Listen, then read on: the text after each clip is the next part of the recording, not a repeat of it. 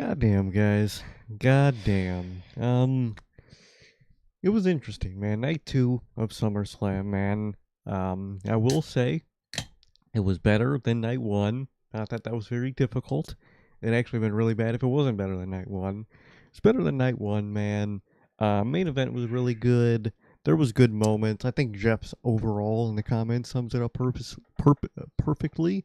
Chelsea Green, Chad Gable, and KO were all the moments of the night, man. And the main event was pretty good. Everything else on the show kind of just was there, and you were kind of just waiting for the next thing to happen, man. It's just something with these Triple H big shows, man. The matches are so rushed, and you just have to wait so long of ads between the matches. You're completely taken out of the show between every match, and it's very frustrating, very just literally tiring to watch their shows, man. Overall, it was better than night one. It had its moment. It had a good main event. It had an amazing return at the beginning of the show, and it had two good wins in the middle. Overall, it wasn't a bad night like last night was. Yeah, I think I think that's I think I would say that's a pretty good way to sum it up. Tonight I honestly really enjoyed. A lot more than I enjoyed last night's show. I think this was a SummerSlam show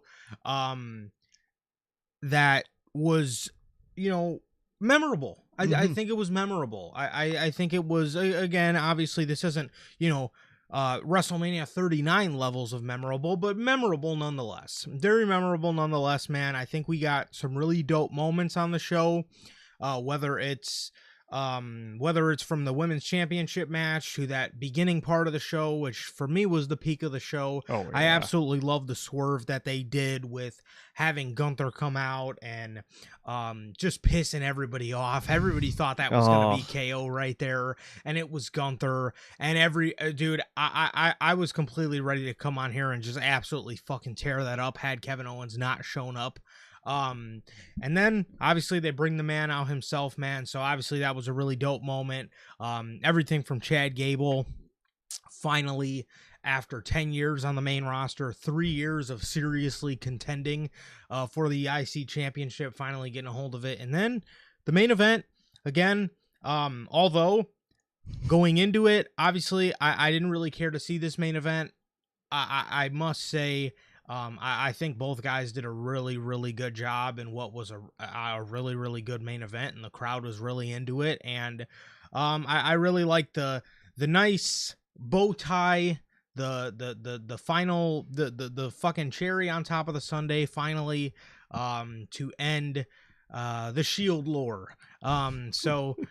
Take a shot every time they say the word Shield. You'll die. Enjoy it. I hope you guys enjoyed it while I was here, man, because if you get a good laugh out of Shield lore in 2026 like I do, this is gonna, at least I hope, this is gonna be our last time seeing it, which I think for what they did was a nice bow tie on top of what they did. And what I really love is it may finally, hopefully, probably, we'll see how it progresses with the bloodline. Hopefully, we're reaching a point in Roman Reigns' character where he finally starts to feel remorse and feelings for things, with obviously what they did there. So for me, I actually really enjoyed it. Again, how do you not put Roman Reigns and Seth Rollins in the main event and get a classic main event? This is Roman Reigns after all. And again, I said it building up to the show. I had no questions about the match. I knew the match was going to be very good. But again, for me, just didn't really care to see the feud going into it. But for what they did, I think they put a nice bow tie on it. And I gotta give it to them. I would rather have seen it at SummerSlam than WrestleMania, so I will give them that as well. That is very true. I'm glad we got it at SummerSlam and not Mania. It was really good, man. They put a good bow tie on it. Obviously, going in, I didn't care at all for Shield lore, and it kind of was just a comedy bit, at least for us, during the match. So, like you mentioned, as long as you could laugh at Shield lore, he had a good match with points to laugh, man. And there was genuinely good references and story points, man.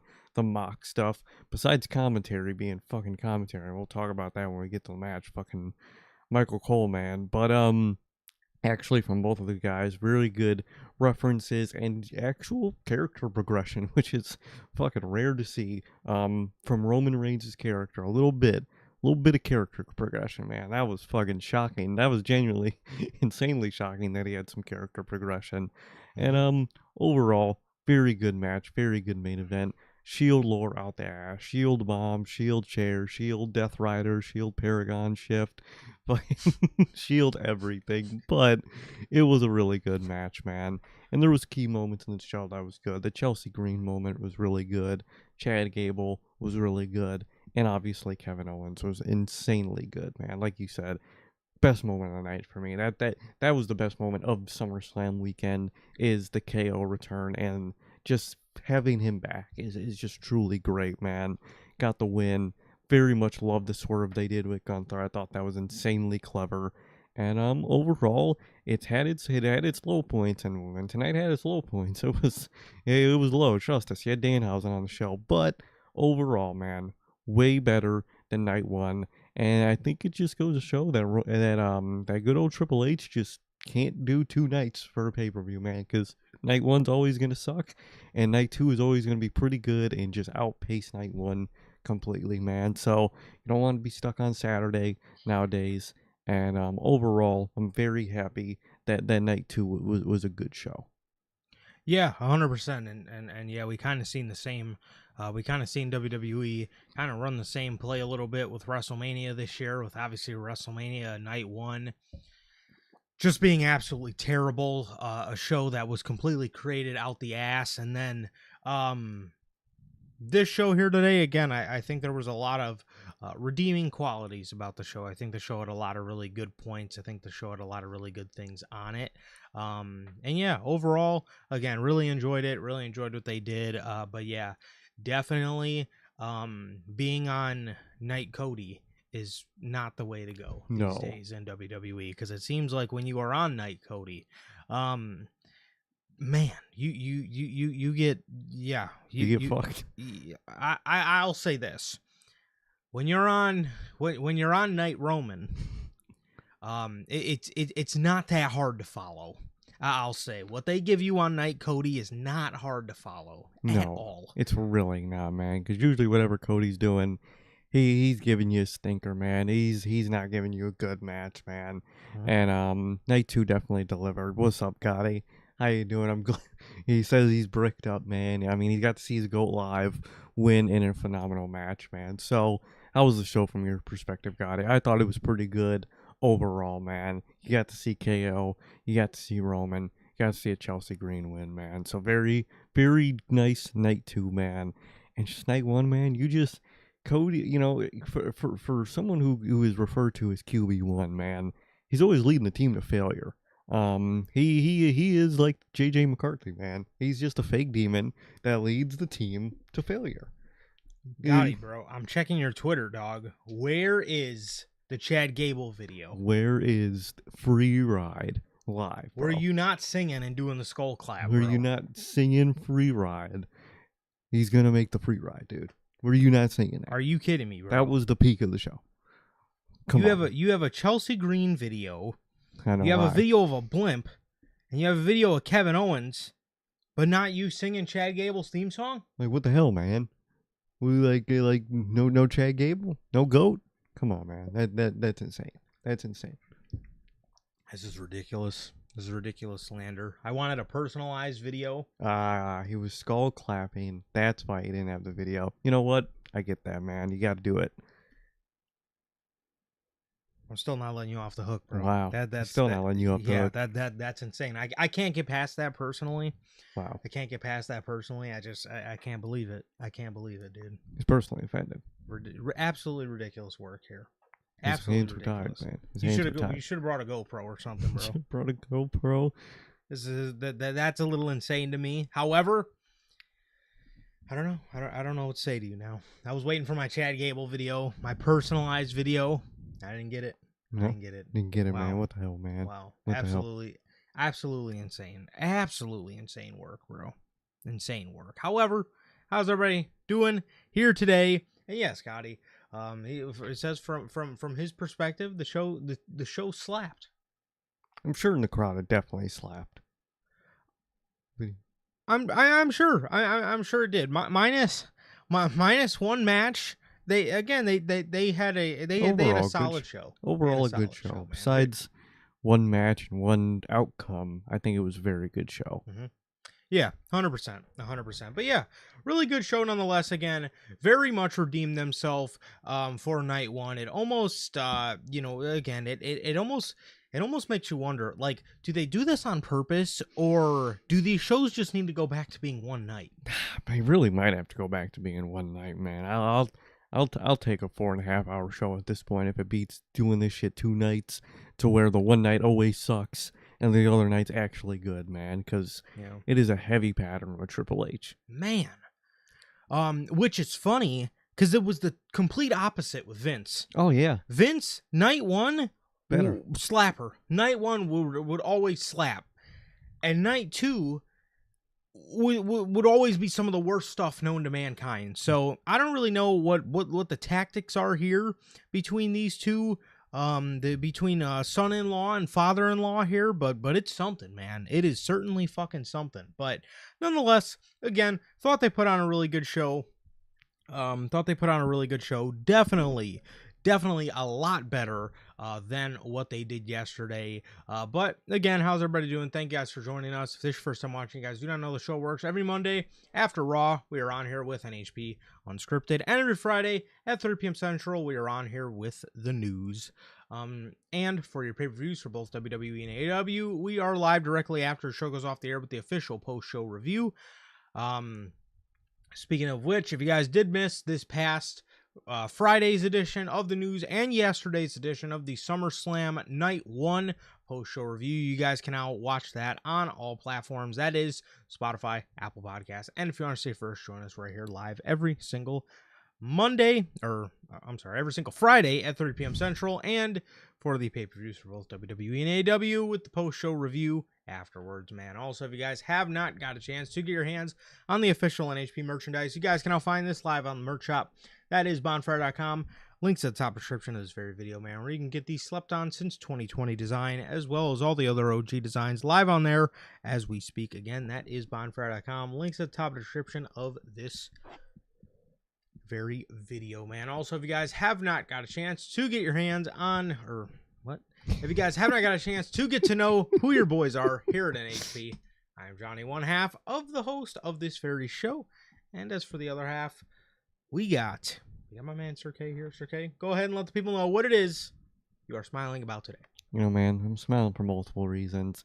One, it was overall a good show today, man. Overall, it was an enjoyable show, man. Besides, like, 2 things, a matching outcome, it was a very shockingly better show than night 1. And other thing I'm smiling about, man, after night 1 and after the review, man, we went back to the movie theater after midnight and we watched another run of Spider-Man Brand New Day.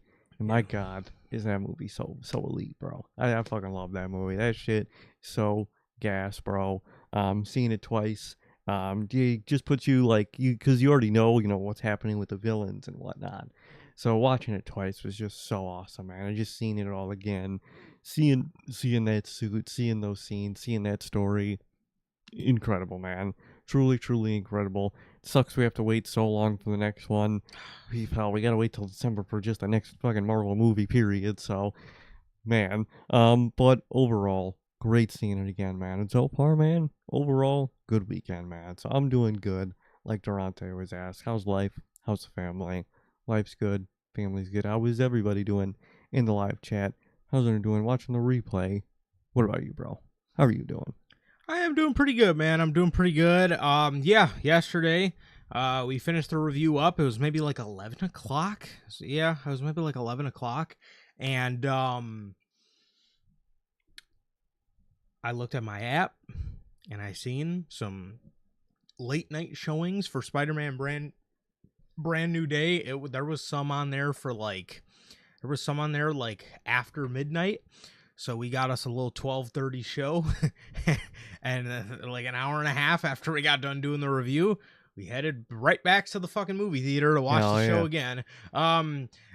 Again, absolutely incredible. There's a reason that the you know I forgot what that I forgot what that was like. You know what I mean? The last time I went to repetitively see a movie, it was for Batman. I Mm-hmm. think I've seen Batman 4 or 5 times in the movie theater after it came out. So um this one, again, this movie definitely gave that feeling. It does. Definitely gave that feeling. Although obviously nothing ever beats the first time seeing a movie. Yeah. Nothing ever beats that experience. But dude, going back to the theater to watch it again, there's always a certain experience in that you can take from it. Obviously, you get to see things again for a second time and get to pay attention to different other little things that were in in the movie. Again, no spoilers, but I'll give you guys I got it. I'll give you guys maybe about another week. Maybe give you guys about another maybe next. I'll give you guys till next weekend. Okay. And then after that we can start talking about it, man, because I'm sure most of you will have seen it by then. But um dude, what an awesome movie, bro. What an awesome movie. I absolutely love what they did.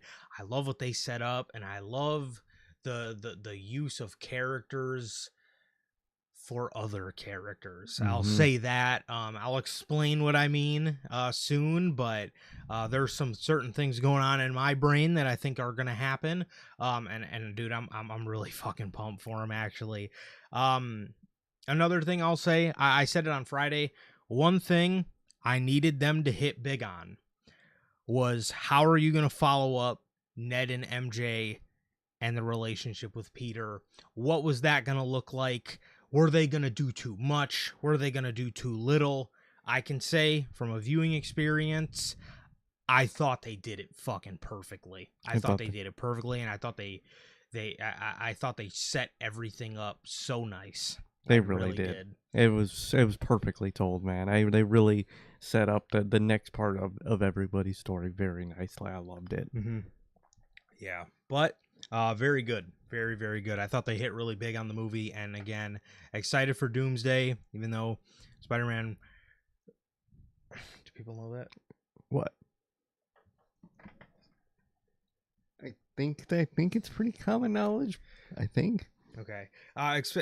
Excited for Doomsday, even though again we don't know for sure, but the word on the street is Spider-Man won't be in it. Still excited for Doomsday nonetheless. I'm sure there's gonna be some type of post-credit scene or something to allude him in that movie, but from what we hear, he's not gonna be in it. But excited for it nonetheless. And we got we got about what is that, a 4-month wait till Doomsday. I could do that considering Batman is still 2 years away. I'll take the 4-month wait. I'll take 4 months, man. We might get or we actually are going to get 2 Avengers movies before Batman 2. So that's just something. Oh shit. Mr. Walking Down and Cut They Shit Off. Gotti Devon Ramirez says, I was telling my homie I went to Summerslam with about All Out. Sounds fun for real. Not gonna lie. Hey, we're going to be there, bro. So if you're down, we'll be there, man. We'll be there. I just need to know. Are we buying 4 tickets? Or are we buying 6? Exactly. We just got to know. Maybe 7. Maybe 8. You right. Yeah, I think that would be everybody. I mean, I got 2 names. No, never It fucking might just lie. be one of them at one time, but I don't know about all at the same time. I mean, Hey man, what we got, man? September 26th. What is that? About 2 months away? A little under 2 months away? I'm excited. I'm pumped. We only have one question. How you know? How you know, man? How you Manager know? Logan got his How You Know shirt, bro. He did get his How You Know shirt. That's how I know he's coming out.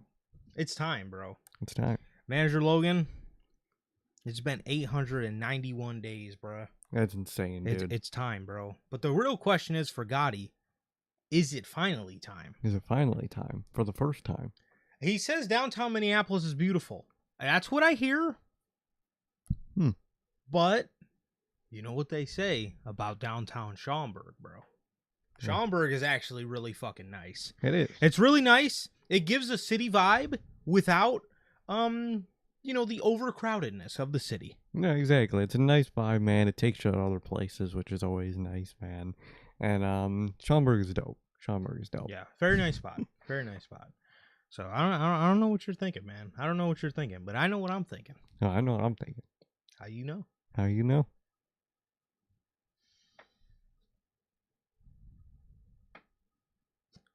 Bro.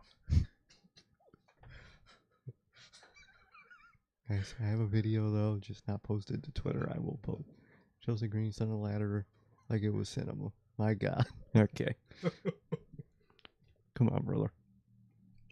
You know she's about to get Kofi to Rhea Ripley. Yeah. But yes, obviously again. But I'm doing good. Went to see obviously again. Went to see Brand New Day afterwards. So yeah, that's pretty much the only thing since watching that boring ass show yesterday. Yesterday was just man. That happened. But today, the movie theaters is saved. A, because they don't have any late night showings today, and B, Damn. tonight was actually good. Motherfucking checked, bro. I mean, I wouldn't have been opposed. Tonight was actually good, so I don't feel like I need to fulfill my a viewing experience with something, man. How are you guys doing, man? How are you guys doing? We got my boy Jumpin' Jeff in the chat. We got brother Logan, who will be here on September 26th, guaranteed, for All Out. Actually, September 25th. If I'm assuming, I know he's gonna be here the day before. Not assuming anything, I know it. And we got my guy, Mr. Walking Down and Cut They Shiz Off. We got my guy Gotti. Gotti's talking about All Out, bro. I can't believe it. Can't believe it, man. Look at that. I can't get my hopes up, man. No, exactly. I can't get my hopes up, It's like Triple H, man. It's just can't get your hopes up, man. Yeah, exactly. But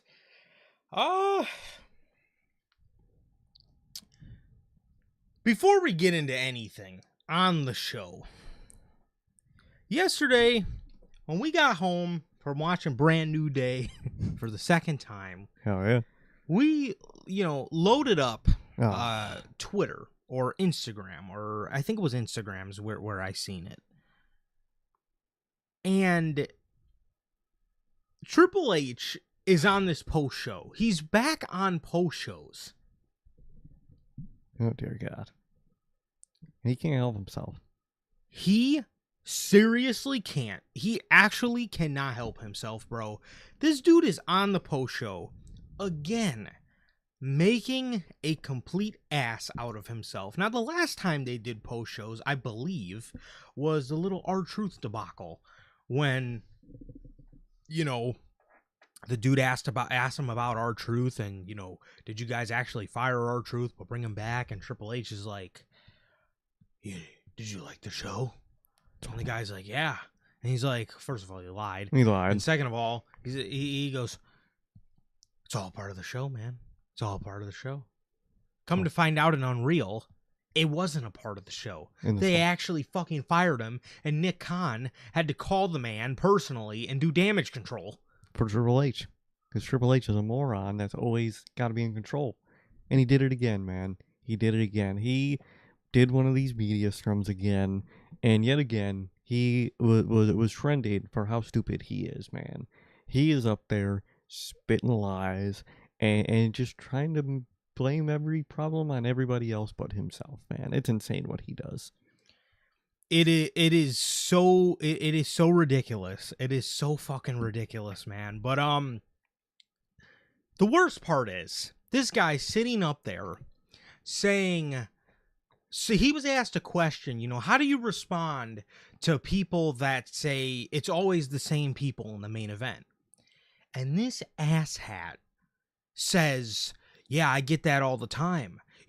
I've been here for a long time. It's my turn. And he goes, there's no turns. There's no turns here. Some of these people, they tell me that, and then I tell them, are you getting the reactions they're getting? If you want that spot, we'll put you in that spot. If somebody's more popular, we'll move whoever's in that spot out and put you in. You can get that spot, but you got to go out there and get the reactions, make the reactions happen. You got to go out there and be more over than Cody Rhodes. Are you more over than CM Punk? Are you more over than Roman, Io, Liv. Cody, Liv? Do you get those reactions? Trust me, if somebody doesn't get those reactions, if we give it to somebody and they fail, then we take them out of that spot. But are you going to fail if we give it to you? Brother, I'm pretty sure that was most of what he said. That's essentially what he said. And Triple H, you got every point you just said wrong. First of all, okay, you just told me that when someone gets over, you'll push them and swap them out for somebody else. Tell that to LA Knight, to Carmelo Hayes, to Julia, to Chad Gable up until now, literally up until now, Chad Gable for the past 3 years before this. It is a laundry list of people that are over, that get great reactions, that you don't push. So that is wrong. And then you say, well, even if we do it anyway, and you aren't doing good, we're just going to take you out. Which, okay, that could just, so you don't actually do that for two reasons. Because Jey Uso, first of all, is the most perfect prime example.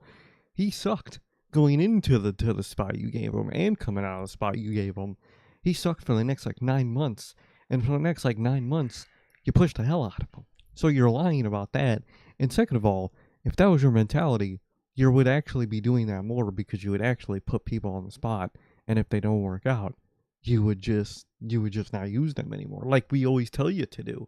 You could put someone in the spot, see if they sink or swim. If they sink, not throw you in the water no more. All right, man, I'm gonna keep you on a life jacket. Stay on the boat. I'm gonna have you keep an eye on the cooler, and you'll be chilling, man. You don't do that either. So Triple H is just up there lying his peach fuzz ass off for no reason. He is the king of making himself look like a complete ass, dude. He talks out his ass. He is an ass. His friend Billy Gunn might be the ass man, but he really is the ass man, because he is just a complete ass out of himself, dude. It's so frustrating every time he opens his mouth. Dude, you have the audacity to sit up there and say, get the reactions, make it happen. Tell that to Julia. Tell that to Carmelo Hayes. Tell that to Ilya Dragunov. Go out there and make it happen. Dragunov hasn't been put on television in 4 months. He's not getting the chance to go out there at all. And then we get stories that he's an interchangeable mid-carder. Carmelo Hayes is stuck on main event and we want Mello. Mm-hmm. People online, people on fucking, people online, people in the arenas.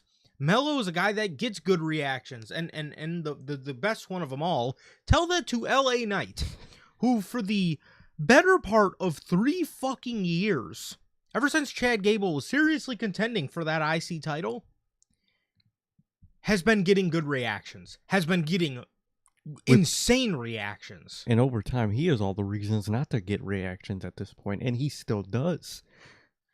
Everything you've done to that man is stopping him from getting reactions, but he still gets them. Tell that to Julia, who just had to go out on SmackDown and get squashed in 2 minutes. Under 2 minutes. Under 2 minutes. Go out there and get a reaction. How am I supposed to go out there and get a reaction if you're booking me to get squashed in 2 minutes? Tell that to Austin Theory, who was getting fucking babyface reactions when he was in A-Town Down Under. And they were chanting, Austin Theory. And you took him off and brought him back as a heel. And now he's with Maxine Dupree as her boyfriend. Division Queen Maxine Dupree.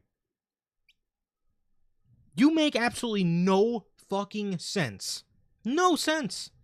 And you're like, He's saying he's getting upset at people saying, it's my turn. I've been here long enough. There's no turns.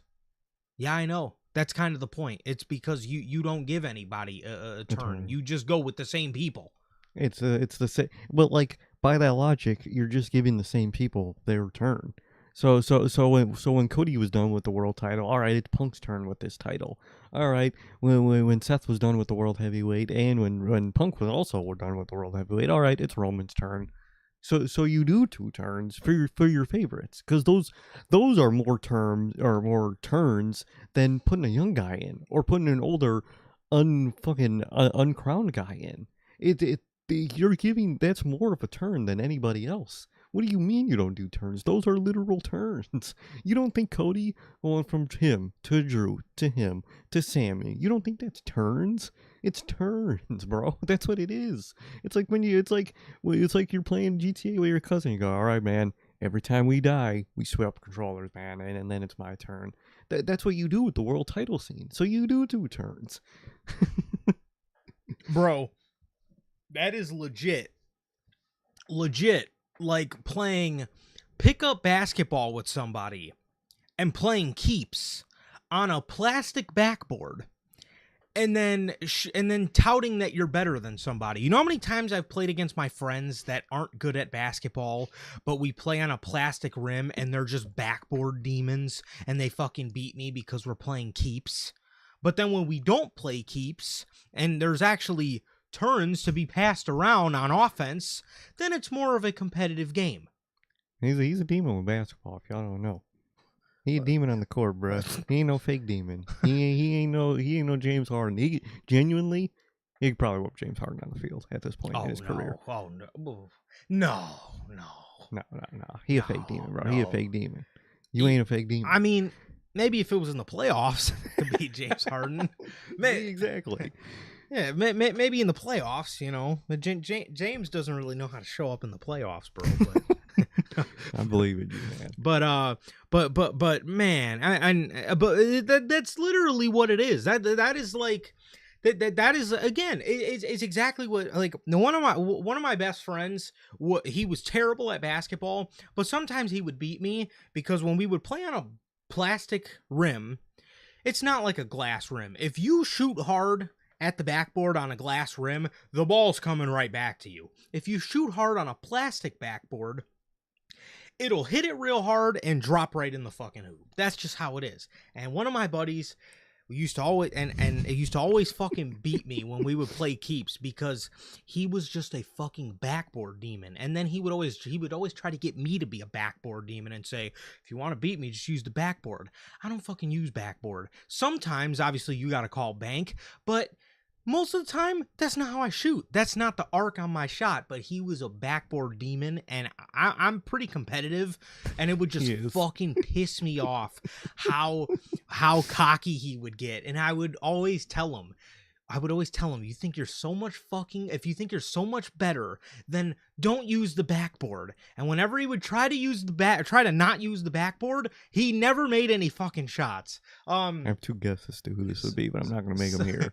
So shout out to that friend. Shout out to that friend. But bro, this is literally like your WWE top guy main eventers are shooting at the backboard on a plastic backboard and then saying they're better than everybody. How do you know that if they haven't got their fucking chance because you're calling bank every time? Mm-hmm. Like, that's like fucking being a coach and always just like talking shit to your bench players when you never throw them in. Just, oh yeah, I never throw you guys in because I don't know if you guys can go. How you know if you could go if you don't put them in the fucking field, bro? It is so ridiculous to me how even WWE reposted this video as if they're proud of it. You're proud with your head of creative willingly saying nobody on the roster is good enough for them, and if you want to do what you do, it's up to you. It's up to you. The ball is in your court. Homie, This is professional wrestling. This isn't. This isn't fucking. This isn't. This isn't. What the fuck am I saying? Oh yeah. He's talking about. Oh my god! I just completely lost my fucking train of thought. I hate when I do that. Hold on. Oh man. Oh no. I hate when I do that.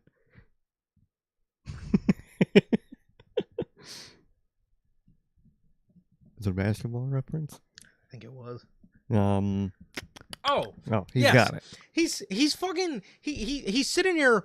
Oh, if you guys want to get over, go out there and make it happen, homie. This isn't the fucking NBA where you can draft Anthony Bennett #1 overall, make him a fucking starter the first year, and he's a complete draft bust. And it's like, then yeah, you can blame him. You drafted him #1 overall. You thought he was going to be a megastar, and he turns out to be the fucking biggest bust in NBA history. Brother, you have to put them on the court. This is professional wrestling, bro. This is not sports where you can say, go out there and make it happen. Not everybody is going to get the opportunity, and not often do you give opportunities to tell guys that aren't used, hey, go out there and have a 30-minute main event. It's you're scripted, bro. You're more comparable to a movie or a show where you again, I could use the Amazing Spider-Man as an example. Andrew Garfield was great at what he did, man. He would act his ass off in those movies, man. But material they gave him was so shit that people hated those movies, man. We don't hate Andrew Garfield, but those movies are bad. Not because of Andrew Garfield, but because of the writers. Triple H, you are Sony. You don't know what you're doing. You're locked in nowadays, which is why you might not be Sony, because Sony's, they've been moving, bro. We've seen Brand New Day twice now in 2 days, so Sony's been moving, but you write the show. You tell them to go out there, like you said. What can Dragunov do? What is he going to go into bit? Because if you go out there and you take more time in your own hands, or you go out there and you say something, you're going into business for yourself, and you're just selfish, and you don't care about the bigger picture in the company. Yes, because it doesn't work like sports. You have to be given an opportunity, and you don't give opportunity, Triple H, unless it's your favorites, which take turns with these world titles, bro. And that's just how it is. So can your turns talk? It's ridiculous to hear him talk about this kind of stuff. If you want to go out there and make it happen, then go make it happen. It's easier said than done when the booker doesn't give anybody their turn. Mm-hmm. Which is a phrase that he hates so much. Why do you hate it so much, Paul? Is it because you fucking know you don't give anybody else a turn except for your main guys? The only Obafemi made his first SummerSlam main event. He's got a SummerSlam main event under his belt. Probably wouldn't have happened if it wasn't against Brock Lesnar. No. If it was Obafemi, going up against Penta in the main event of SummerSlam, wouldn't have been in the main event. It's like he doesn't display urgency to display unless one of his other main event guys goes along with it. Which again, it's fine. It still gets Oba a main event, but bro, you don't put people in these positions to succeed. You cannot say, just go out there and make it happen. Let me tell you something. For as fucking great as some of the greats in this business are, Roman Reigns, John Cena, Hulk Hogan, The Rock, Stone Cold Steve Austin, The Undertaker, if Vince didn't like them, no matter how undeniable they made themselves, they would not be shit. If Austin cut the 316 promo and Vince didn't really care because he didn't really like him and just thrusted him back into the IC title scene, then Austin wouldn't have never been near the superstar that he was. That is the reality of the game for how great he is. John Cena, if Vince McMahon wouldn't have loved John Cena as much as he loved John Cena, it doesn't matter how much of a company guy John Cena was and how much he was willing to do for the company. If Vince did not like him, he would not be in that spot.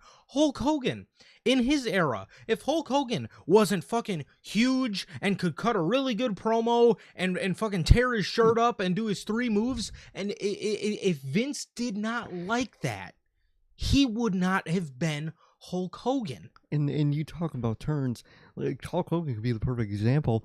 Ultimate Warrior would never got his turn if Hulk Hogan didn't say, "Hey, I want to step back. I want you to get a guy to take my place, man." You think they would have got a guy to take his place if he said that? No, they would have rode the fucking horse till it fell off. I mean, they kind of tried to do that anyway, but well, I mean, at least Hogan tried to do that anyway. It wasn't even the company really, but Hogan went, "Hey, I want to step back, get a guy, and put him in my spot." You think they would have put Ultimate Warrior in that spot if Hulk Hogan didn't tell someone to take their turn in that spot? It's how it works. It's not real sports.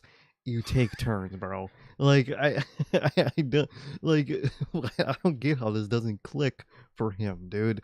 Like, man, I can't stand when Triple H speaks, man. I really can't. He makes, my God, man. Yes, Triple H hates every word or phrase that Oh criticizes yeah. his booking. 100%. 100%, man. Again, it completely when he is put under pressure, completely just gives you the most ass-handed answers you could possibly muster up. One of those people that just like always has a rebuttal. You could tell them, but they're over. So why don't you use them? Well, define over. You know, you get a good crowd reaction, but is this selling? Is the merch? He'll always have like an well in Yes. there, and it's just you just want to choke him. Like dude, just stop. Uh, Again, that's one thing. That's one thing that like that is one thing that just irks me about Triple H is the refusal to admit that he's wrong. mm-hmm. He can never admit when he did anything wrong. He never can admit when he does an ounce of anything wrong. He could never admit, we went a certain way with this booking, didn't work. Just didn't work. This guy didn't work. I've never heard him once mention how on Unreal or in one of his media scrums or his fucking Interviews. WWE radio shows, I've never heard him admit once that Jey Uso in the main event scene ultimately failed. Exactly. Because he'll never admit it. He'll never admit it. He always has something to say, and that it's good, or if he can't find a way to say it's good, then he's gonna put it on the fans. Say, he can't please everybody, or sometimes the fans just don't like things that we do. It's what we do, and sometimes they just don't like what we do. It's always something with him, man, and I can't stand him. Can't stand his presence. Can't stand his voice. Can't stand his mentality. Can't stand his booking most of the time, man. But we gotta stay. We gotta put our energy into the wrestlers, man. Yeah. We gotta put our energy into Dan Howard. We gotta. You know what? With what happened tonight, man, we gotta hate Dominic Mysterio, man. It's Dom's fault that he's booked like shit. We gotta be mad at Dom per Triple H.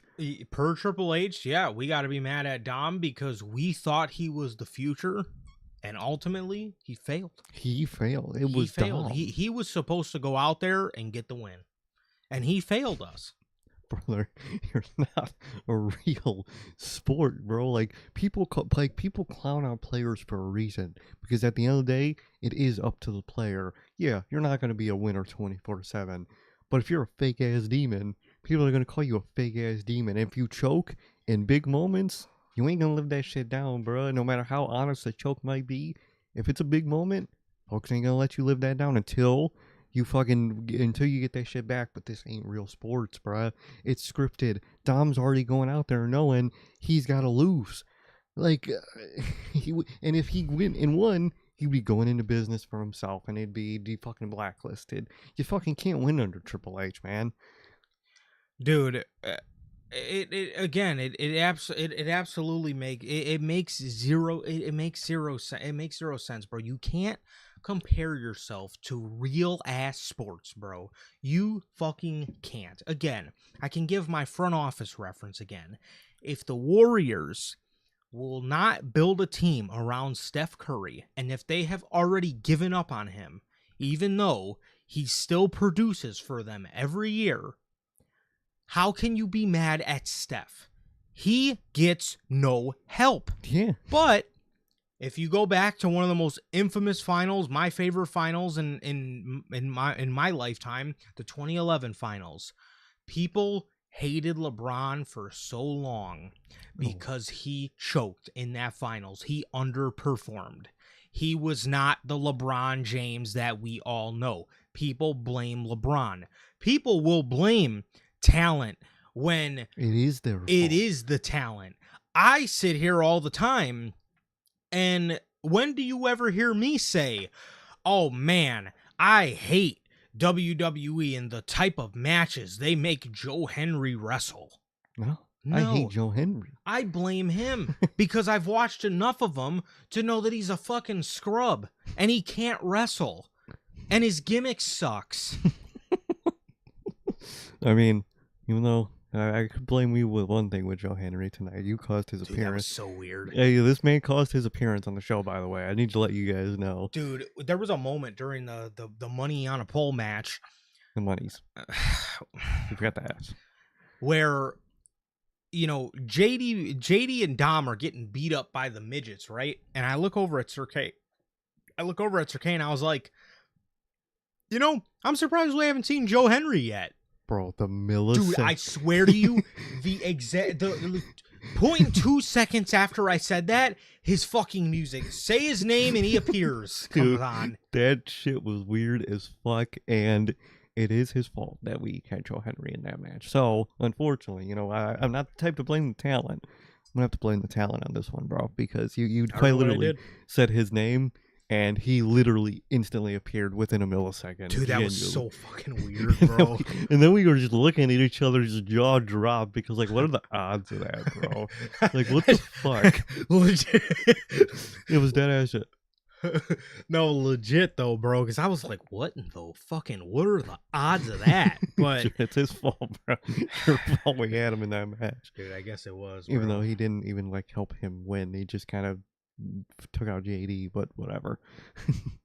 Whatever, man. That's Joe Henry. He's just he's like all the like the artist gimmicks rolled into one, man. He does like the Jeff Jarrett fucking guitar smash. He tries to do the Elias singing. He's a bum, dude. I hate him. And guess what? That's us actually blaming the talent because he's one of those cases where it is the talent, man. Jay's another great example. Jay is a guy they put in that main event scene, and we obviously all gave it a fucking chance at first, but the more we seen him, you know, we blame WWE for putting him in that role, but we also blame Jey Uso because you like to go out there and say you're the best in the fucking world and then don't even know how to sell a neck breaker.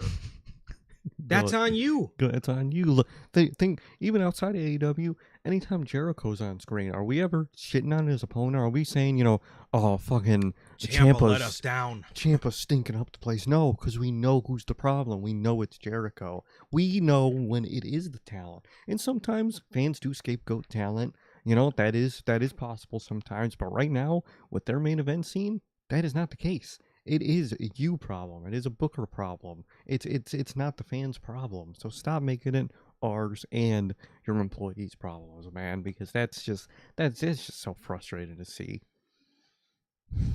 Dude is an absolute scrub, bro. He really is. They got to take the mic away from him, man. At least with Vince, bro.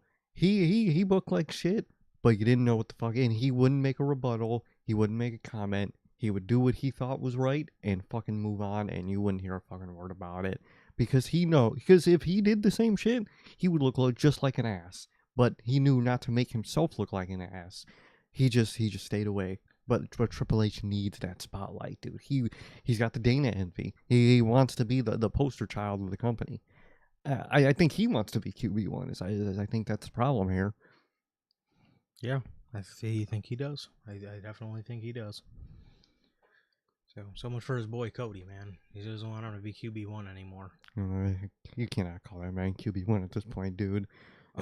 Because, man, he leads that team to failure every year, bro.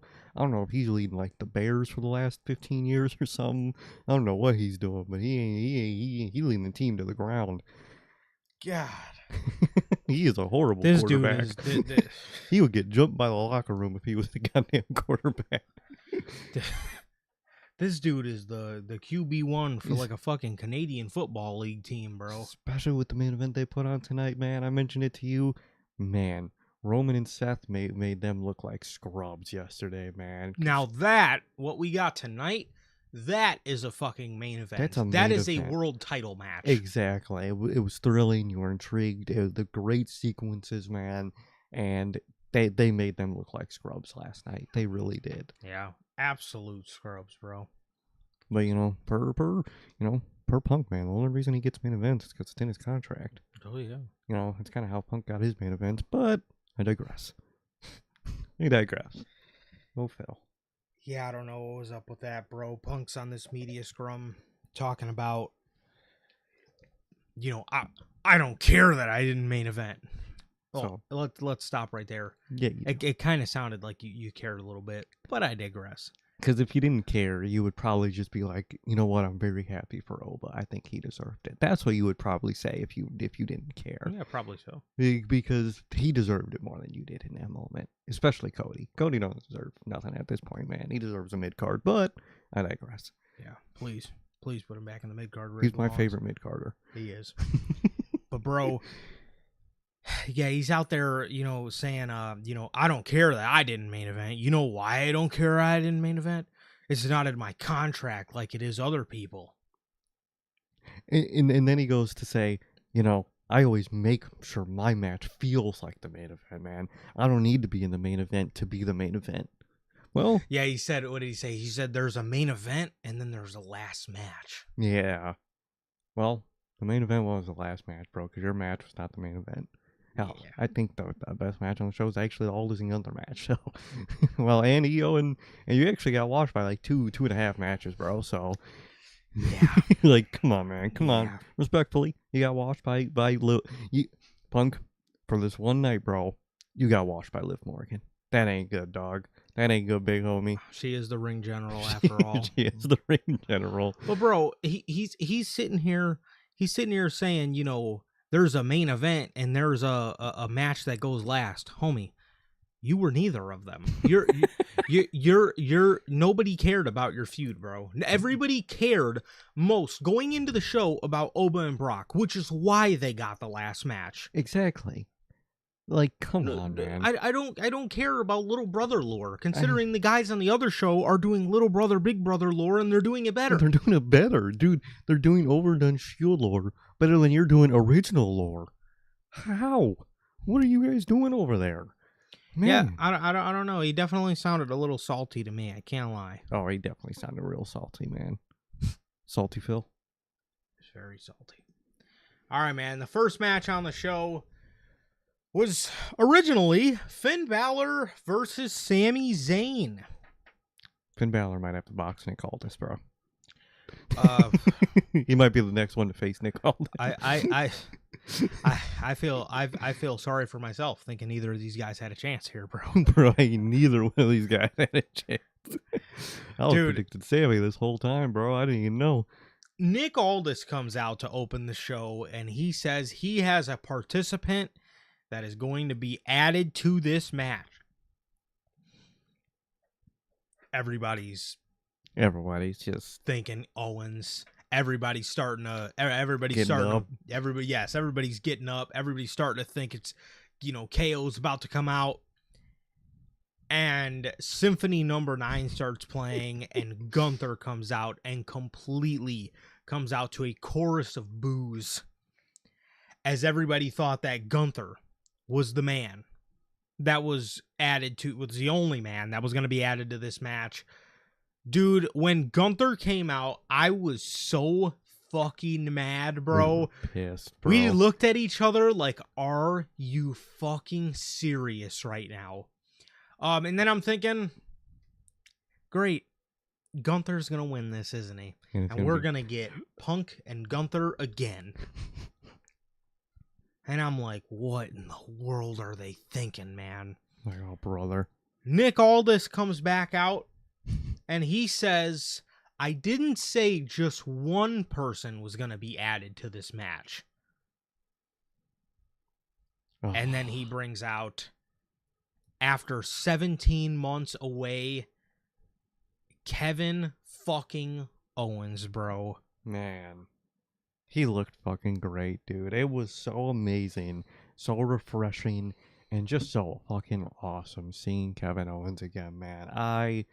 First of all, that swerve was genius, man, because we were pissed. I was Oh like, yeah. oh my god.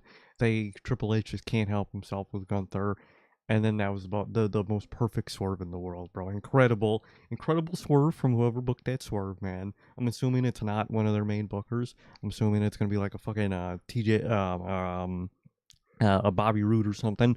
At least I'm assuming that until we get the episode on Unreal, which It's probably like Kevin Owens' wife or something. probably it's gonna be Becky or something Yeah. that came up with it. Which, side note, that is gonna be a fun episode of Unreal with the Kevin Owens return, because they're definitely gonna make that a part of next season. Oh yeah. That's the type of shit I want to see in a show like Unreal, is like Kevin Owens return. Like, I mean, they made the whole season about Liv Morgan. You could do that shit with Kevin Owens, and man, he comes out there, man. That theme song, those trons, just that feeling of Kevin Owens back was fucking incredible, man. Loved it. Loved that moment of the return. They were fans crying. There was like 3 separate fans fucking crying in the crowd and shit. Dude, that's how much KO means, bro. I'm so glad he's back, man. SmackDown fucking needed him. And I think we just needed him in general, man. So I'm very glad he's back, man. And I'm very grateful that he is back, man. I really hope you fucking strap that rocket to him in that world title scene, bro. I really hope they do. He deserves it, man. He absolutely does. He absolutely does, man. And I think that, again, with the emotion you seen from the audience, it looked like Owens was holding back tears. Sami Zayn looked like he's seen a ghost. And it was just such an awesome moment to see him. Michael Cole was talking about on commentary a little bit before the match started that he just talked to Owens like about 5 months ago, and Owens thought that he would never wrestle again. And here he is 5 months later at SummerSlam, bro. This is a guy that a lot of your fan base loves. A majority of your fan base loves, and a guy that was in serious jeopardy for a very long time with a very serious injury, and to see him come back at SummerSlam to get that reception from the Minneapolis crowd was such a dope moment. It's such a dope moment, man, and I really hope this time around is actually going to be Owen shot next time this time, because a lot of times, more than not, over the past couple years, it's been 10 years since Kevin Owens held a world championship. It is time. It is long overdue for this guy to be a world champion once again. If I was WWE, I am putting that belt on him. I am having him take that championship from CM Punk. Like I said on the review yesterday, when we were kind of predicting this match after the title match with Cody and Punk, I would have Kevin Owens win that championship from CM Punk, and he is one of easily, now that he has returned, your most intriguing character on that brand, one of your most intriguing characters in the company. Mm-hmm. And I can't wait to see what he does upon returning, man. I really can't. I'm excited. I'm so excited. I marked out huge. I marked out very huge for Kevin Owens, and again, such an awesome moment. And again, everybody, I just, his injury really reminded me of that Tommaso Ciampa injury from 2018, man. Mm-hmm. Just one of those injuries, when you hear about it, it absolutely just breaks your heart. It breaks your heart because you know the trajectory he was on. I had Owens. Now, I don't know if Paul was actually going to fucking go through with it or not, but I had Owens winning Money in the Bank last year. I think he was the perfect person to cash in on a Jey Uso or even on a CM Punk at the time for that World Heavyweight Championship, and eventually end up dropping it to Sami Zayn. I thought that was the perfect story. Obviously, a lot has happened since then, and I can't wait to see what they do with Kevin Owens. And please do not be on no bullshit with Kevin Owens, because I do not I do not care to see Triple H doing his stalling booking or killing momentum with this guy, because a lot of people have cared about this return for a long time, and now that we have it, I just want to see it treated right. I really want to see it treated right, man. I want to see KO treated as the world champion he is, man. I say beat Punk, man, and have a world title run. That's incredible, man. And especially with the roster you got on SmackDown, KO versus Gunther, another KO versus Sami, and leading up to the win, KO versus Punk. A lot of bitter to stay in there. That's some type of shit I want to see, man. I want to see that type of rivalry, man. And even like a KO and Finn in there, a KO and Dragunov, KO and Trick. You have such a deep roster on SmackDown that you don't use due to that Cody scene. Please use it with KO at the top of that scene, because you need to put KO at the top of the scene. Not only because he deserves it, but because he warrants it. His quality on the mic, in the ring, he's one of those people that just feel like a real ass person that you're watching, man. That's what a lot of WWE main event scene misses and don't have, is just feeling like real legit people that Kevin Owens does feel like. That's the type of shit I want. I want him as world champion, man. You could have him lose to Punk and, be Mr. Money in the Bank. I would still be cool with that. Overall, at this point, just have him straight up win the title and have him straight up a great run as world champion, man. I think he deserves it. He's long overdue, and that scene warrants it. He just made your SmackDown show 10 times more interesting just by himself alone being on that show, man. That's what a top guy looks like. Absolutely, man. All throughout Cody Rhodes and his 4 title reigns, or however many title reigns he's had, Kevin Owens was the only guy to really pull something special out of him during those during those feuds. Cody obviously had some good matches, with AJ and with Cena and with Owens, but when you look at Cody's work overall as a WWE champion, when it comes to feuds and matches, Kevin Owens was the only guy to really pull that out of him. I think Cena and AJ brought him to good matches. Wouldn't really say they brought him to good feuds. I wouldn't. I think Owens was the only one to do it. And, he really was. And again, that takes something special. But yes, I am so excited for this, and Owens and CM Punk is something you can build SmackDown off of, and that's something you can really offer your audience to sink their teeth into on a Friday night, because for a show that has largely been riddled with here damn title reigns and Cody Rhodes and Drew McIntyre feuding for like 8 months straight, and Cody Rhodes and Jacob Fatu doing good work, but then they stopped the feud abruptly, and then Jacob Fatu, said this never had anything to do with Cody Rhodes, and he just completely fucking forgot about him. From Pat McAfee to Randy Orton to Cody and Punk, none of it's been good over the past year. None of it. And I really think, again, Owens and Punk is something that you can really be able to sink your teeth into. And again, Kevin Owens is just one of those guys on your roster that, doesn't feel like a walking catchphrase or a walking advertisement. He just seems like a normal guy. And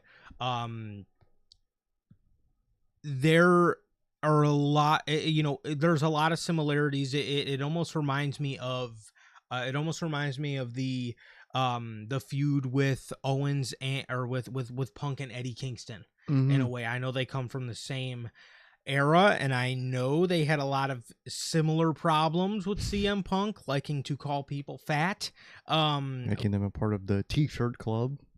Wild work, bro. Did you see recently on these live events, Sami Zayn, while Punk was knocked out, put a T-shirt on him? Was putting a T-shirt on him to make him wrestle in a shirt. He got revenge for his boy, dude. That, you know what? Have KO do that on television, bro. The pop that you will get from me will be goated, man. Put a T-shirt on. Yeah. So I know they had a lot of similar problems with Punk back in his day, and I think there is a lot of ground to cover there. I think there's a lot of ground to cover there, and I think you really have an opportunity to do something special with those two and actually make SmackDown something worth watching, because I think a lot of us are feeling the Cody Rhodes fatigue and have felt it for a long time now. Very much with that Cody Rhodes fatigue, man. So KO's perfect, man. He's got the history with Punk.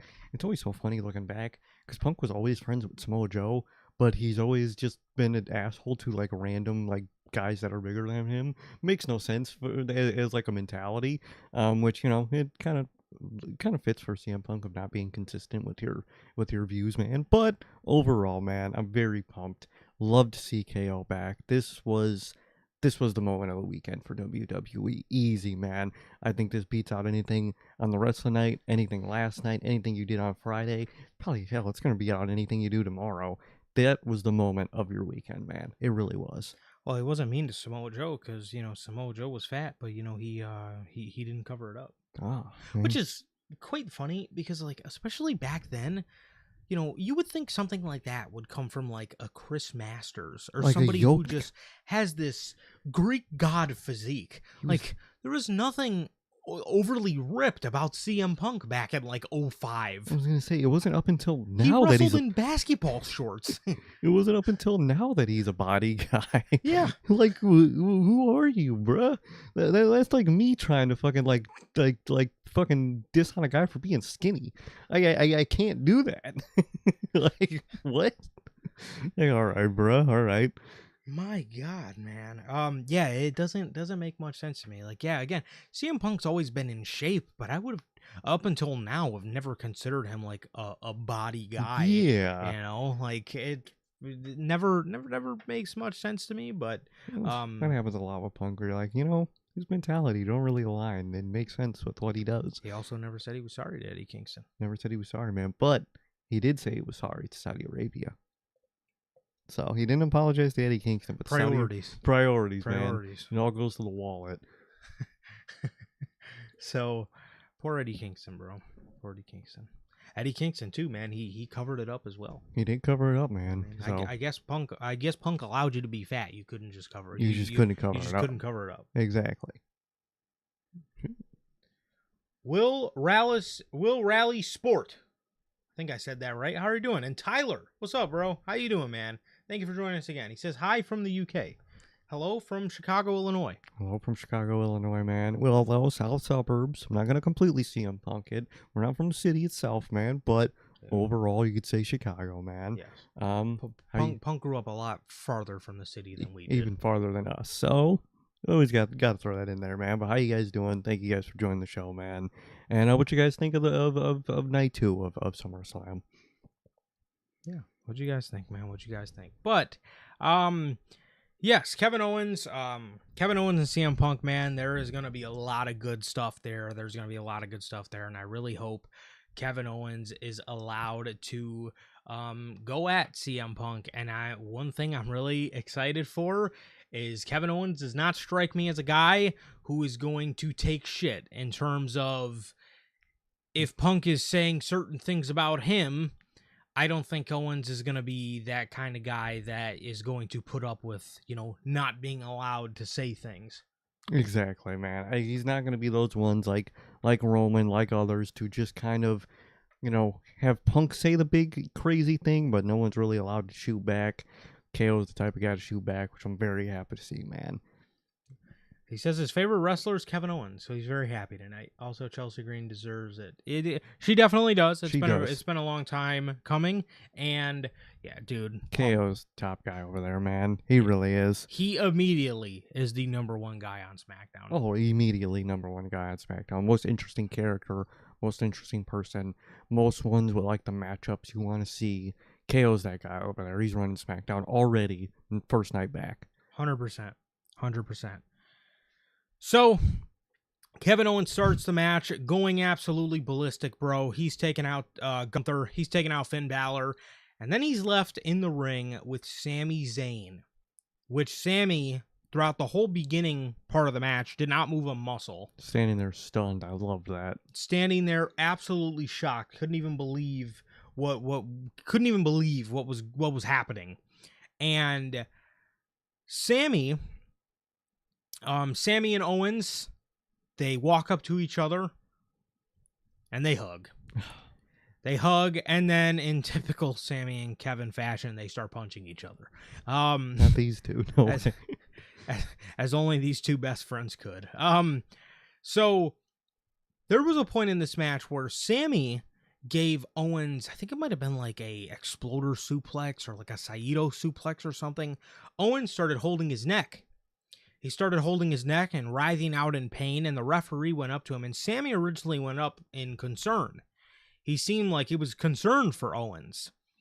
But then as he realized Owens was in the corner, he slowly backed up this dude was going to haluva kick his best friend. And I fucking love that because the last time these two were in the ring together, they were not friends. No. They were anything but friends. They were in an unsanctioned match. So I like, again, that there's still a little bit of that, obviously, desperation from Sami Zayn, and maybe there's a little bit of remembrance, too. Like, you're my best friend, and I'm happy you're back, but also I didn't forget the last time we were in the ring together, you were fucking dumping me on barbed wire. Exactly. You were trying to kill me, and very much like that continuity. It was a very real moment, the first, like, hug and then fight. That was more of, like, a real side to just being grateful that he's okay and healthy.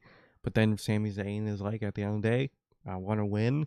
I don't really trust you overall, and we were beefing before you left, man. Love that continuity, and I love that switch of like, all right, I gotta lock in, and I love you, but I gotta beat you. Very dope. Love that. Absolutely. Absolutely, bro. 100%.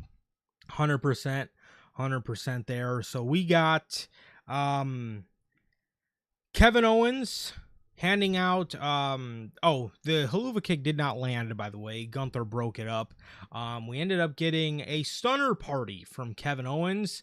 He actually ended up winning this match by giving a stunner to none other than his best friend, Sami Zayn. And what is going to be a very interesting moment. Triple H is probably too scared to take the championship off Punk, so probably what he's going to do here is have Sami cost Kevin Owens because he pinned him here. What I would do, whether they're gonna hold this thing out all the way until Money in the Bank, or whether they're gonna do this at Sunday night's main event in early September, I would put that championship on Kevin Owens 1,000%. Or another thing you can do is have Sami cost KO at Sunday night's main event, and do a triple threat at Money in the Bank and have Owens pin Zayn to win the world championship. Because A, the story there with Owens and Zayn, and B, we all know Triple H is probably too scared to have CM Punk take a pin. Oh, 100%. And Sami is the perfect main event guy for Triple H to take a pin for someone to win. I think both scenarios are perfect, man.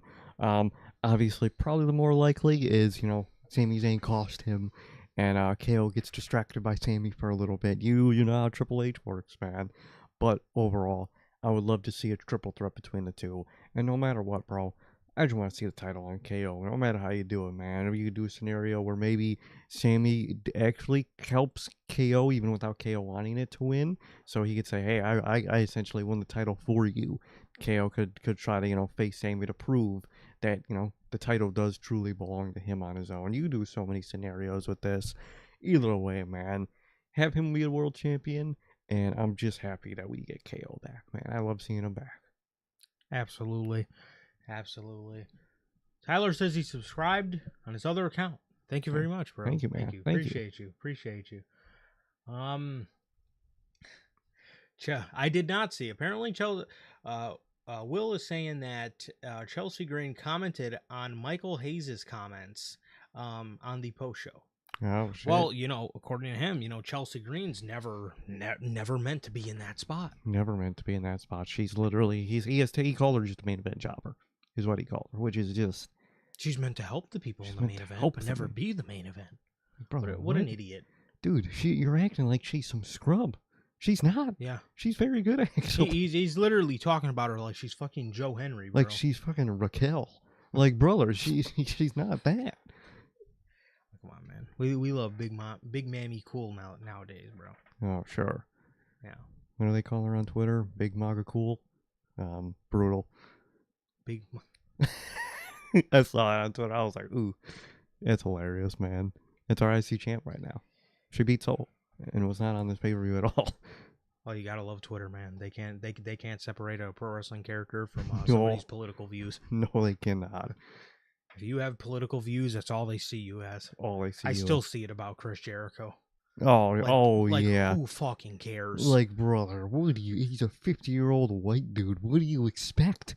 Like that's all I say to myself half the time. Like, what do you really expect from that person you're talking about? From Chris Jericho?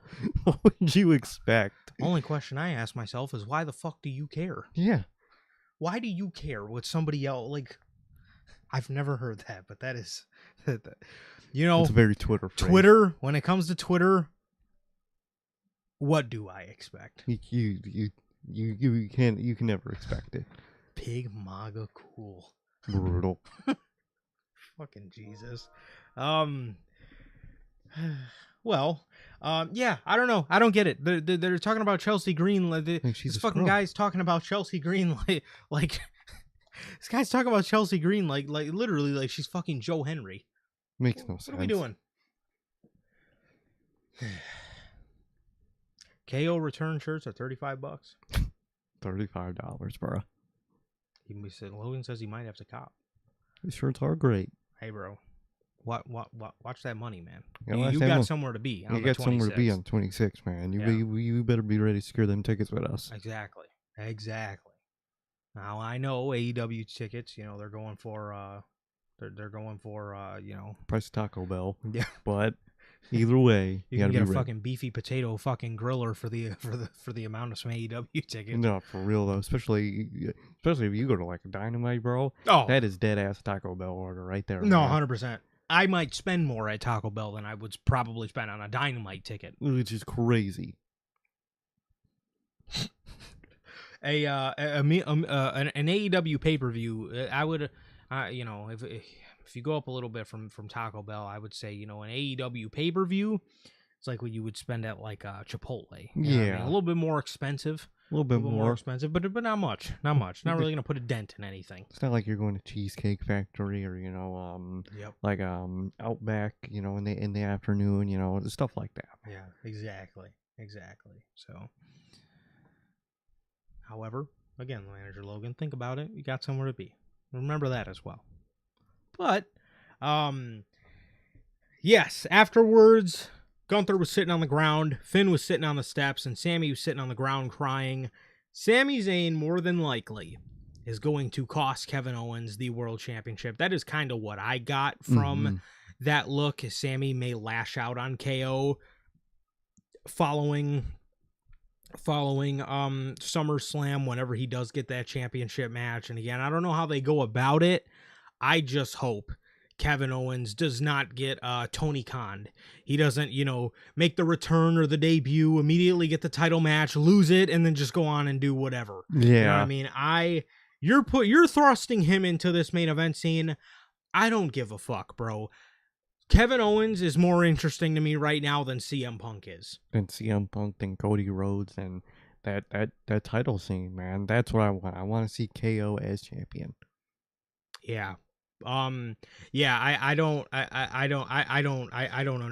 I don't understand what their mindset is, but I understand what it needs to be, because again, I guarantee you, whatever Punk is gonna do as world champion, Kevin Owens, whatever Kevin Owens can do, can probably be a little bit better, I would say. So, yeah, but. And also, Kevin Owens isn't going to come out there and ask the crowd, isn't it great to be alive on Friday night in wherever the fuck we are? And he's not going to come out and ask the crowd, what are we going to talk about? He's not going to come out and hit a catchphrase. He's going to come out and be Kevin Owens. Be Kevin Owens. He's going to say some real ass shit, and you're going to actually feel something for once. Yeah. Maybe as much as Punk makes me feel when he asked me how great it is to feel alive. How great it is to be alive in fucking whatever the fuck city they're in. And see, this is why I wish he was still in AEW, bro, because he could say all their little wacky locations. Oh, dude. He'd be perfect for it. Isn't it great to be alive in Athens, Georgia? Like, come on, bro. In Portland, Maine. Isn't it great to be alive in Fishers, Indiana on a Wednesday night? Like, what? What? No, actually, it's not. Where are we? Isn't it great to be alive in Portland, Maine? Portland, Maine. Athens, Georgia. Come on, bro. We got a bunch of great Dynamite locations, man. Isn't it great to be alive in Sugar Land, Texas? Sugar Land, Texas. It's crazy.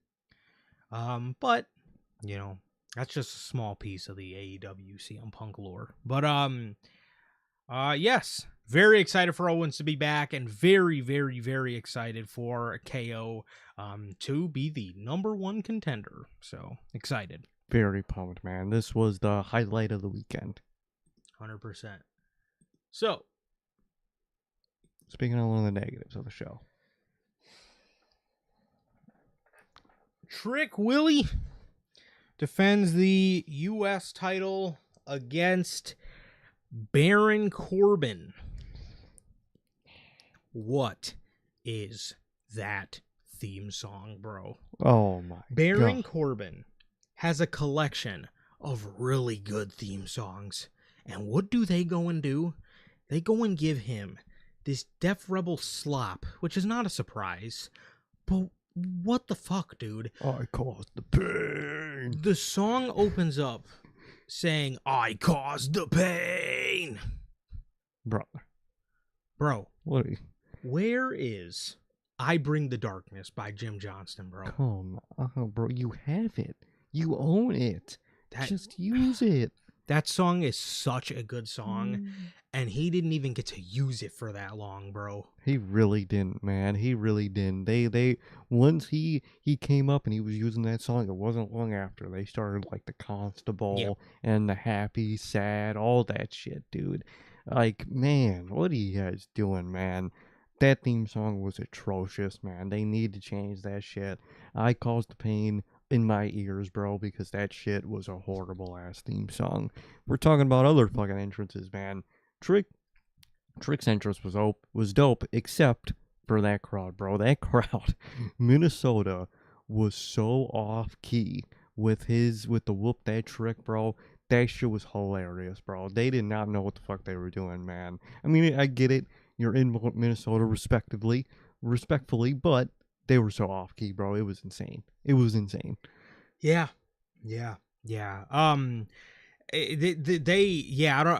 don't know what's going on. Maybe we gotta ask Gotti, but yeah, they were very off key with the whoop that Trick chants. But yeah, Baron Corbin, dude, again, and also too, like Logan says, before he got released, his other Burn the Ship song was good. It was pretty good from what I remember. I do remember personally not liking it as much as people say, but again, it was still a pretty serviceable theme song. It wasn't what he has now, because I Caused the Pain. That intro is rough, man. That intro is very rough. That's like a Fletcher intro, bro. I love Fletcher. That's the only negative I have on Fletcher, bro. Especially, all of a sudden, all I see from his merch are the Say My Full Name things for his merch, bro. Like, don't know where that phrase came from with that, man. Never said that. I've never even heard him say it. Like, but like, man, that intro, dude, I Caused the Pain. Yeah, you did, bro. Yeah, Def Rebel. It was y'all that caused the pain. Yes, Def Rebels caused me a lot of pain. They're garbage, dude. In their day. So, Lil Yachty and Baron Corbin get into a scuffle. Oh. That ends with Baron Corbin pie-facing Lil Yachty. Dang. Yachty then grabs his all-white kendo stick. The Trick Stick. Yeah, oh, that's right. The Trick Stick. I'm surprised this isn't sponsored by fucking Newport, and they don't wrap the other end tan to look like a fucking cigarette. That would actually be hilarious. They gotta get the Outrunners. Newport Trick Stick. They gotta get the Outrunners to do that shit. They always got their fucking cigarette attires. That shit is hilarious. Man. So he chases Baron Corbin with the Trick Stick. Yachty then throughout points of this match was cheating. When the ref wasn't looking and Baron Corbin would hit the ropes, he would hit him in the back with the Newport Trick Stick. And Baron Corbin went for an end of days, and Trick Williams did the backflip counter out of this move. Literally the fucking Will Ospreay, the Will Ospreay counter, the one that everybody was clowning on Seth for botching back at Backlash, bro. Trick Williams, his tall ass, did that shit very well. Look at that, pulled it off. He's very much improving over time, man. Trick, I like him a lot more.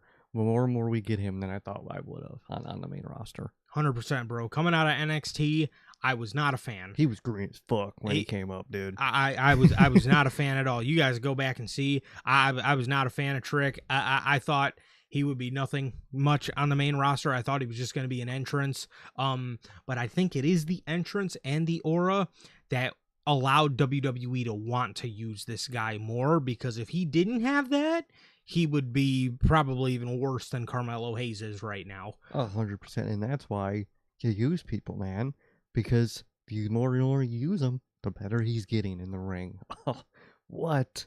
Man, I would have never thought. I would have never thought it worked like that. I would have never thought it worked like that. Who would have thought? You put somebody in the ring and they get better? What? No way, bro. No way. This is the example of why you use people, why you throw people in the water, and why you give people their turns. Yes. You fucking peach fuzz fuck. Yes, getting a lot better. Getting a lot better is Trick Williams. Yeah, he did a little backflip counter.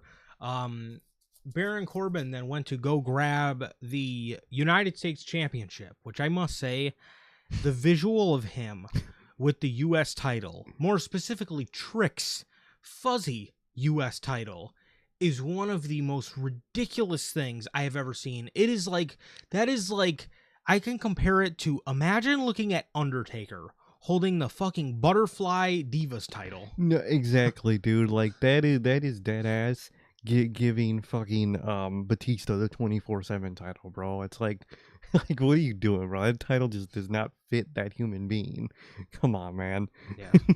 It is an awful visual. It is an awful visual. So he goes to get the U.S. title, which distracts the ref, and the title kind of gets caught up. Yachty, while the ref's back is turned, is caught up with Baron Corbin on the apron, and Trick then walks up to Corbin, punches him. He backs up, falls into Yachty, and Yachty snaps right through a Slim Jim table. Oh my god. Actually, he didn't. It like kind of cracked, and he completely fucking slid right off the table. He slid and bounced off that table. The table flipped on him. He took a hell of a spot, bro. God damn. he fucking really like did. landed on the edge essentially of that goddamn table. Yes, Poor he man. did. Yes, he did, bro. So while Trick and the referee were distracted, Baron Corbin walked back to the championship, picked it up, hit Trick with a belt shot right to the face, hit him with the End of Days, and Trick Williams loses the United States Championship to Baron Corbin here at SummerSlam. So, Trick, hopefully, this is only the beginning for Trick. Hopefully, this is only the beginning. Hopefully, this is only his first of many championship reigns throughout, being with the company. I say hopefully because that is not a guarantee. By all means, WWE can, stop caring about this guy, stop putting him on television, completely halt his momentum. That's, again, stuff that we are definitely used to seeing them do. Hopefully this is only the beginning. But, man, kind of crazy. You did not end Trick's title reign to Carmelo Hayes. I just think that was the story that people wanted to see. But instead, they give it to a 40-something-year-old Baron Corbin. And I like Baron Corbin. No hate on Corbin, but man, I just think he should have dropped it to Carmelo Hayes. I think, with the teasing of the feud, I really thought they should come back to that at some point. And obviously they ended up not doing it, which I think is a mistake. But again, all I can hope for is this is only the beginning for Trick and WWE, and that this championship is just going to be nothing more than his first. And I think it will overall. I think Trick does have a lot of advantages that the current regime and TKO likes. He's got the song, he's got the entrance, he's got, the aura style that they like, man. He has the celebrity involvement that they love, man. I overall think he will get more, at least U.S. title runs, at least, he'll get more of those, and that will probably end up being the Trick Williams problem, is he's gonna be fucking stuck in the U.S. title scene for the next 5 years. But I will think he'll have more of those, man. It does just suck, and I like Corbin, I really do. I'm glad to see him back. I'm glad he's getting moments, but it's just not ill. It's just not the timing for that. It really is, especially when you have guys like Hayes and Dragunov who are starving for their turn, Triple H, on the show and on that card, and they deserve it. They earned it. That they were over. Both of them were over. People were loving Dragunov's matches. People love Carmelo Hayes. He gets a great reaction every time he's allowed to be out there. And I really think it's just not a good look that you just had someone come in and win the title when you have starving people on your roster that, at the end of the day, do deserve that turn more. And that's just a big problem here, man. I don't think it was a great decision to end it this way. I'm sure Trick's going to get more, and I'm sure at some point they're going to give us our Here Damn Carmelo Hayes and Trick feud, but it should have been here, man. It really should have been here overall. Yeah, 100%, 100%. I think this would have been a great time to finally, dabble into the Trick Williams and Carmelo Hayes story, being that, again, these guys used to be boys in NXT. Trick used to be his heavy on NXT, his lackey, if you will. So, again, I just think, I think, again, it's not a good look. It's not a good look that you have all these guys that are back there on SmackDown that people really love. People really love Carmelo Hayes. People really love Ilya Dragunov. If you want to even go into some other names, you can look at the likes of Kit Wilson. This dude got himself over as fuck, and you've completely stalled his momentum. Completely, to the point where he became Franken Wilson with the Miz, and we haven't fucking seen him since. And then, they dropped Danhausen on that show and essentially just dropped everything with that. We haven't really seen Miz or Kit since. Nothing. Nothing. What are you guys doing? He was so over. And people were really liking the Miz, too. He was really doing funny shit. And you just take them off, bro. Makes no sense, man. It doesn't. It doesn't make any sense at all. And again, it's not a good look for somebody like Baron Corbin to come in and, Triple H uses the over term. I like Baron Corbin. Baron Corbin is not that over. He's not. To the point where, you can have somebody come in or you can have somebody come in the likes of Baron Corbin and immediately take a U.S. title off of Trick Williams rather than somebody else who's actually in the SmackDown mid-card scene and has been there. Exactly. That's really the bad part. It's really not on Corbin. It's just the scene he was put into just wasn't for him right now. It was for Hayes, for Kit, for Dragunov, and they just show you they really don't care about them at all, man. And it's very unfortunate. It is. It's really unfortunate, and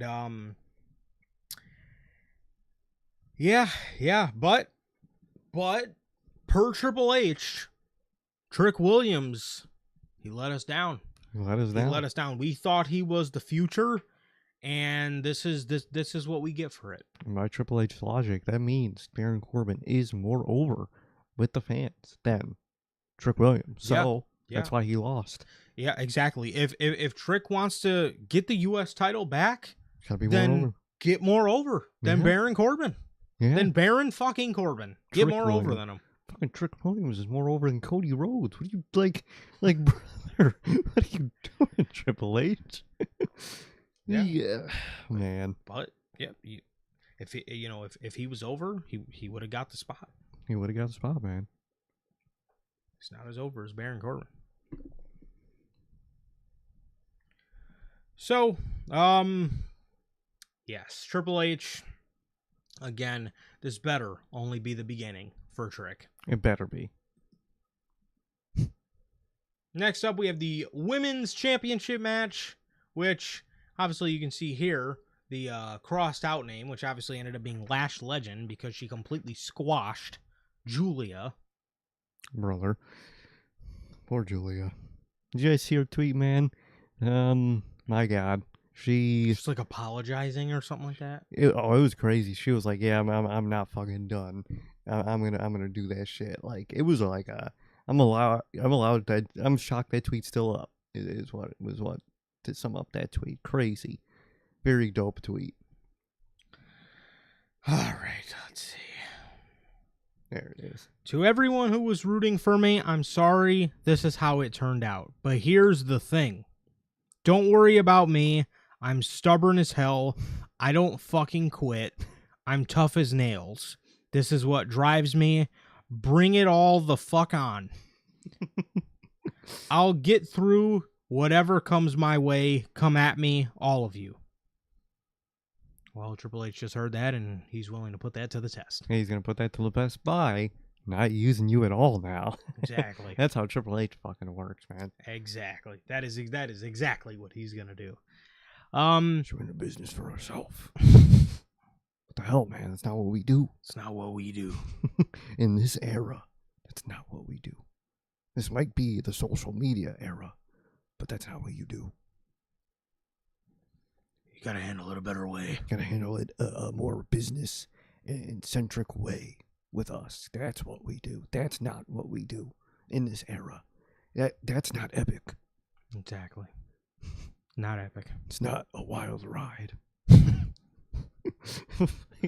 It's fucking. What about this show? Other than KO, Kevin Owens was a wild ride. It was a pretty obvious ride for the most part, man. That was the only dip and dive that fucking shocked me. Yes. So this was a 5-woman ladder match. It had Charlotte, Jade, Chelsea, Tiffany, and Lash.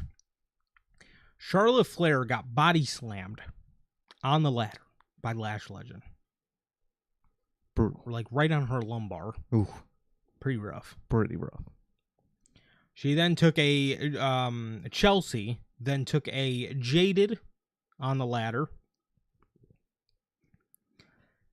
Tiffany Stratton had a spot with Lash Legend where she was basically, I don't know what Lash calls it, but I know Great Khali called it the Punjabi plunge. She basically took a Punjabi plunge on a ladder and bounced right up. Brutal looking spot as well. Charlotte Flair was then, had the ladder swept out from under her and was hanging there. She was hanging there for, She was hanging there before she was caught by Lash and Jade, and then Jade started swinging her around, throwing her into ladders. Tiffany was on top of the ladder, ready to grab the championship before Tiffany Stratton threw her off of the ladder onto the field of women, which Tiffany, in the words of Mauro Ranallo, turned a negative into a positive, and she did her front flip on the way down. Very cool. Banger match. I miss Morrow, man. Should watch that match tonight. I'm down. I fucking love that ladder match, dude. Greatest one. Hey, where can you even watch that now? Ooh, I don't know if you can. It might be, might be on the WWE Vault, but I don't know. We'll have to see. We'll have to see. I actually don't know where you'd find fucking anything from like NXT and shit now. I don't know. Man, well, maybe we gotta, be founding members of Club WWE. We want select pay-per-views and episodes of Raw and SmackDown. And life advice from Kit Wilson. And the cooking show with Dan Trouser and Ethan Page. The special celebrity guest. That's the same person every week. Every week, yeah. Brother. And one thing I noticed, bro, when they were talking about that, and they were during that one John Cena ad where he appears in that fucking like bar or whatever it is, one of the things they show for when they mention exclusive, Raw and SmackDown episodes is they show the fucking pipe bomb episode. Are you telling me they're gonna lock the pipe bomb episode behind that shit? I wouldn't be shocked. I wouldn't either. Because that's the type of shit they're gonna do. They're going to fucking lock those big classic SmackDown episodes, those big moment Raw episodes. They're going to lock those behind Club WWE. I fucking know it. Once they showed Punk fucking sitting crisscross on that fucking pipe bomb, I was like, oh my God. They're going to lock that type of shit behind Club WWE. That's crazy. They are, aren't they? You know they are, bro. I know they are. Just please don't lock NXT, bro. Just give us NXT. Classic NXT. Jeff's got a call from his friend. He has been hooked up with Rob Zombie and Marilyn Manson tickets. That is fucking sick, bro. That's actually really dope, bro. That is dope. That's a good combo of two people in the same concert, actually. Yeah. That's a very good combo. Yeah. That's probably going to be a really dope show. Oh, I hope you yeah. have fun. When is it? Well, when is it? That sounds fun. Yeah, that's dope, dude. That's really dope. But we got Charlotte Flair, or I'm sorry, Tiffany Stratton falling onto the field of women. Chelsea Green was about to grab the title, and the B Fabulous groups, the B Fabs, B Fab and B Chin. Well, what did Michael Cole call Michin? Mitchin. Mitchin came out there to help them. Oh my God, it's B Fab and Mitchin. And Mitchin. All right, shit, I didn't know her name was Mitch. So they take Chelsea Green, hang her upside down, and start beating her up. They then set up ladders, and Jade Cargill and Charlotte Flair are on top of one of the ladders fighting, and then Lash and Tiffany go on the other ladder, and they start fighting. Lash and Tiffany get pushed off of their ladder. Charlotte and Jade basically wore each other down to the point where they both fell off of their ladders. And Chelsea Green was throughout this whole time still hanging upside down. I know, she was dizzy as hell sitting there, bro. Oh, I know she was, bro. Man, sitting upside down like that, man. Ooh, I that shit fucks me up. Hey, Gotti's back, bro. He's back under the right profile picture. He really is. So, man. Gotti, bro, what were you talking about All Out, bro? Oh yeah, you really coming, bro?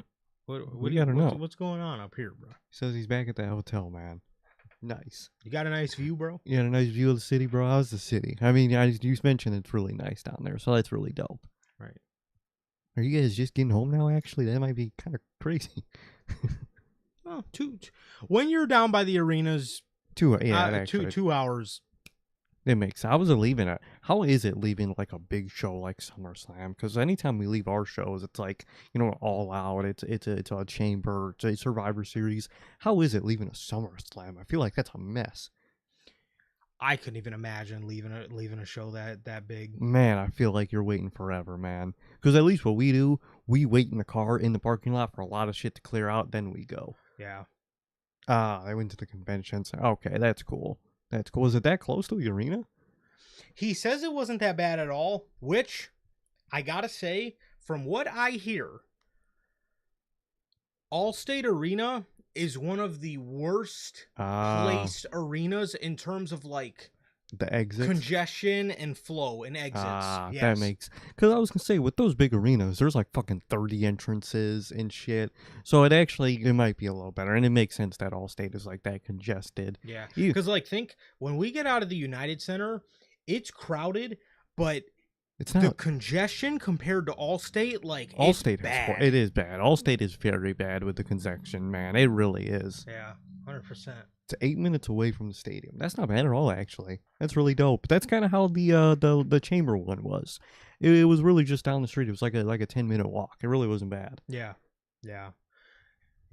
We walked. Yeah, it was like a 10-minute walk for us, which was awesome because we got to walk under the little elevated subway system and stuff. Got to see a bunch of shit, dude. It was so dope. Yeah, it was really cool.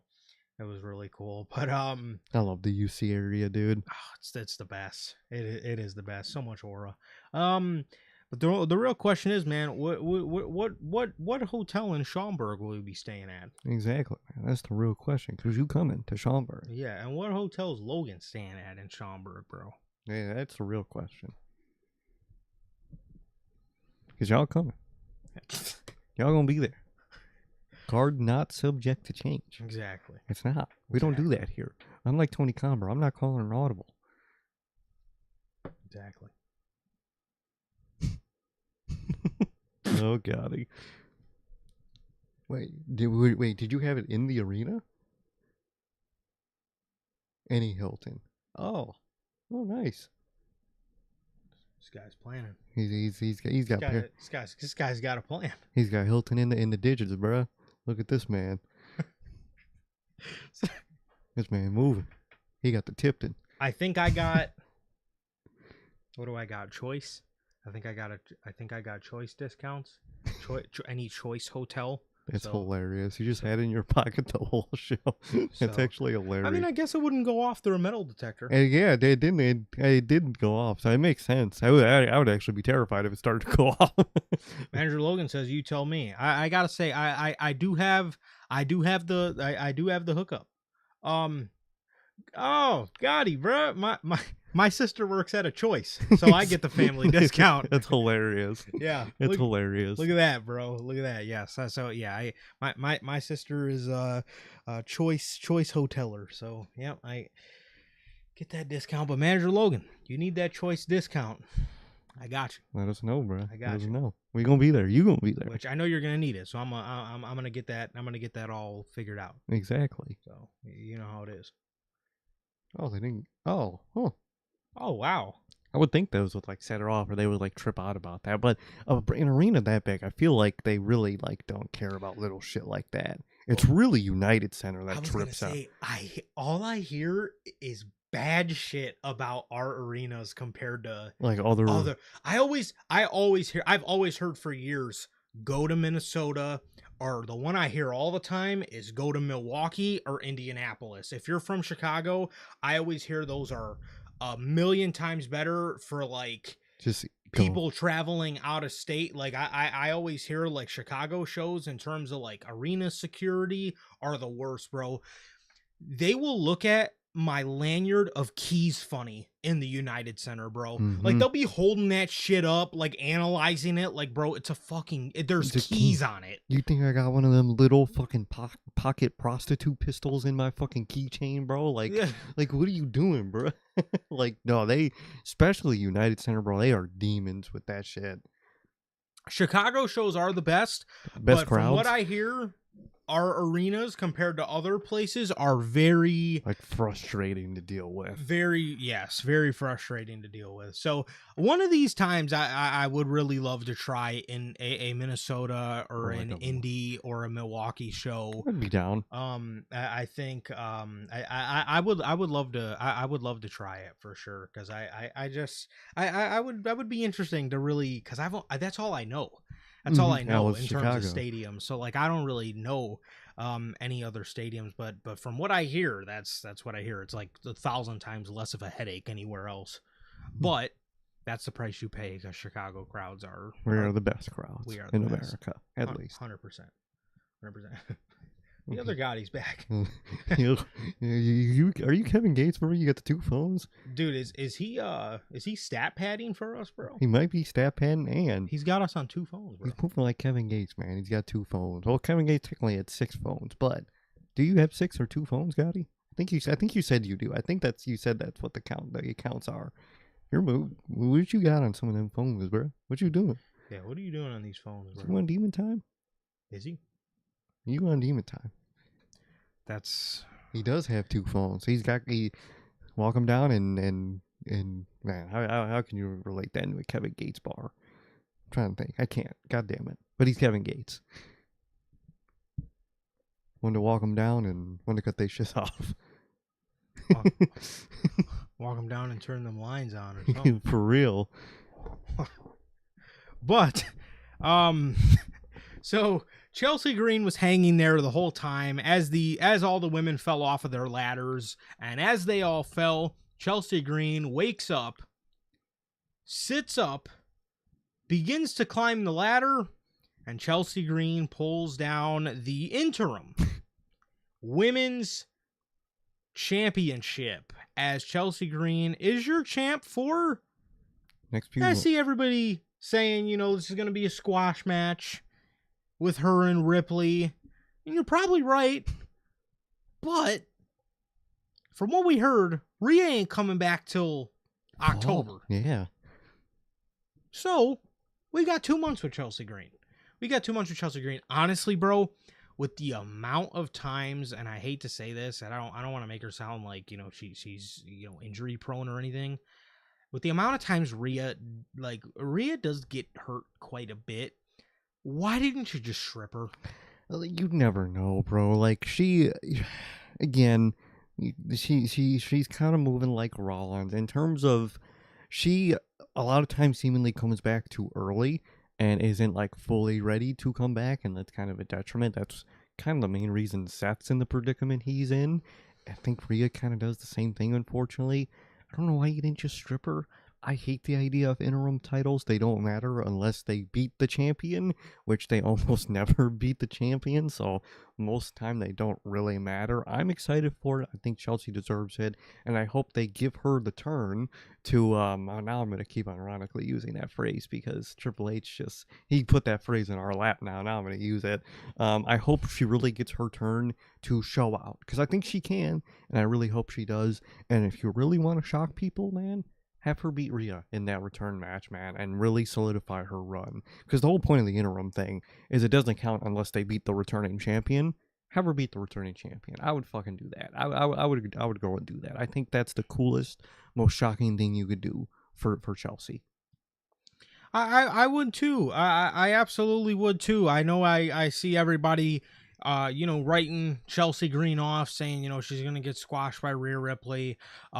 Knowing Triple H, that is the safe route to go, so he's probably going to do that. But, like, at the end of the day, man, if I had the pen, I would have just stripped Rhea Ripley, and Chelsea Green just would have been the official WWE Women's Champion. But even upon return, man, I would have Chelsea Green beat her, bro. Do something different.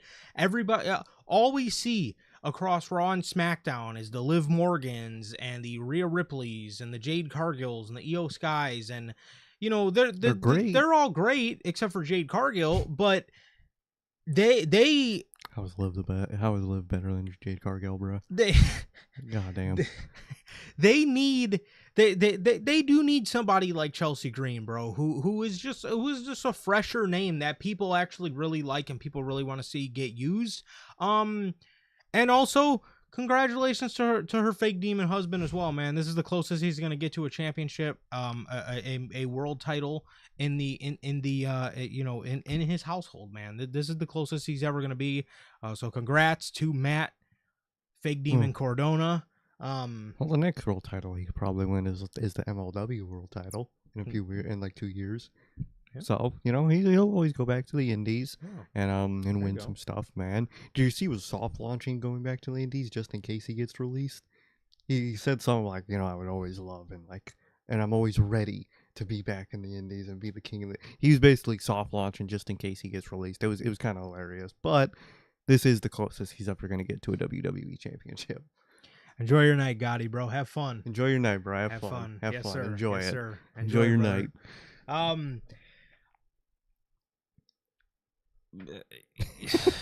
This guy, he's hilarious. Should have never left. Should have never fucking left the Indies, dude. Should have never left the Indies, bro. He should have found a way to do some like random per appearance, very occasional deal where he'll like come on just to do a big thing, kind of like they did with Ziggler, man. That would have been something like that would have been really cool for him. 100%. Well, maybe he does have maybe he's gonna go back down to NXT and win the NXT Men's World Championship, or maybe when WWE buys TNA, bro, he could go be the TNA World Champion. He could be be the World TNA Champion. He could be the NXT Champion. You got Ty Dillinger down there, super senior, man. If you want, a returning graduate, an alumni coming down there, you come down there, man, and be an unk down there. They could always use some unks down there. Because he's a fake name. Maybe Matt's realizing that Cody isn't his real friend after all. I think that's what everyone's got to realize. Maybe that's now Aaron Solo found out the hard way. Aaron Solo got aired the fuck out by his buddy. Speaking of Cody's buddies, where the fuck is Ricky Starks at? Main event. I think he was on main event last week. Yeah, I think that one image was fucking Harley Riggins and like Lyra on that. I think he was on that episode. Yes. He's on fucking main eventing it up, man. God Lord. Good Lord. Oh, come on, Logan. See, Logan says Matt will be a 3-time world champ, by the time his career is done. In his universe mode. You know what? Good for him, bro, because if I had a universe mode, he ain't even touching his mid-card title, bro. He ain't even getting drafted, respectfully. Why would I waste the money? Matt Cardona is really good, though. He's so good. He like legit. He's actually really good. He Like is. if I had a universe mode, I would make him the Law world champion or like the BCW world champion. Like he's really that good. You know what I mean? I like you know, we got to cut him some slack, bro. Some of that Law LA wrestling, bro. He could be the world champ over there, man. That one, like, a Mexican promotion they send you in my career. He could be a champion over there, bro. He could be a champ over there. Exactly. He could be over there with Baron Blade and fucking El Mago Jr. and the he, Black Hole Quinn. he could be a champ with those guys, man. Exactly, bro. Exactly. So, you know, this is the closest he's gonna get to the world title, man. He is a fake demon. Him and Rusev should form a tag team. Just my input. Again, Fake demons. you don't gotta take me serious or anything, but you know, the fake demons would be a pretty tough IP. You know, and there is people you can add in there. Yeah, you always got fake demons coming in and out, man. So exactly. But yeah, Matt Cardona, man, he finally gets to see gold.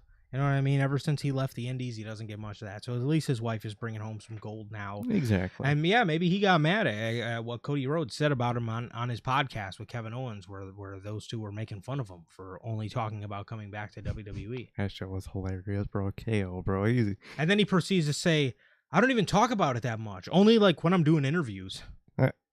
Bro, you're an indie guy. That's the only time you talk. Like, what? If you're on the indies, bro, the only time you're talking is on interviews. If you do it on every interview, don't you think that's going to give people the interpretation that that's all you talk about? Like, oh, look, Matt is great, but he's a fake demon, bro. You'd be great. You'd have the talent. Rusev has the talent, bro. What a fake demon is someone that pretends to, like, care about, you know, the longevity and status of their career.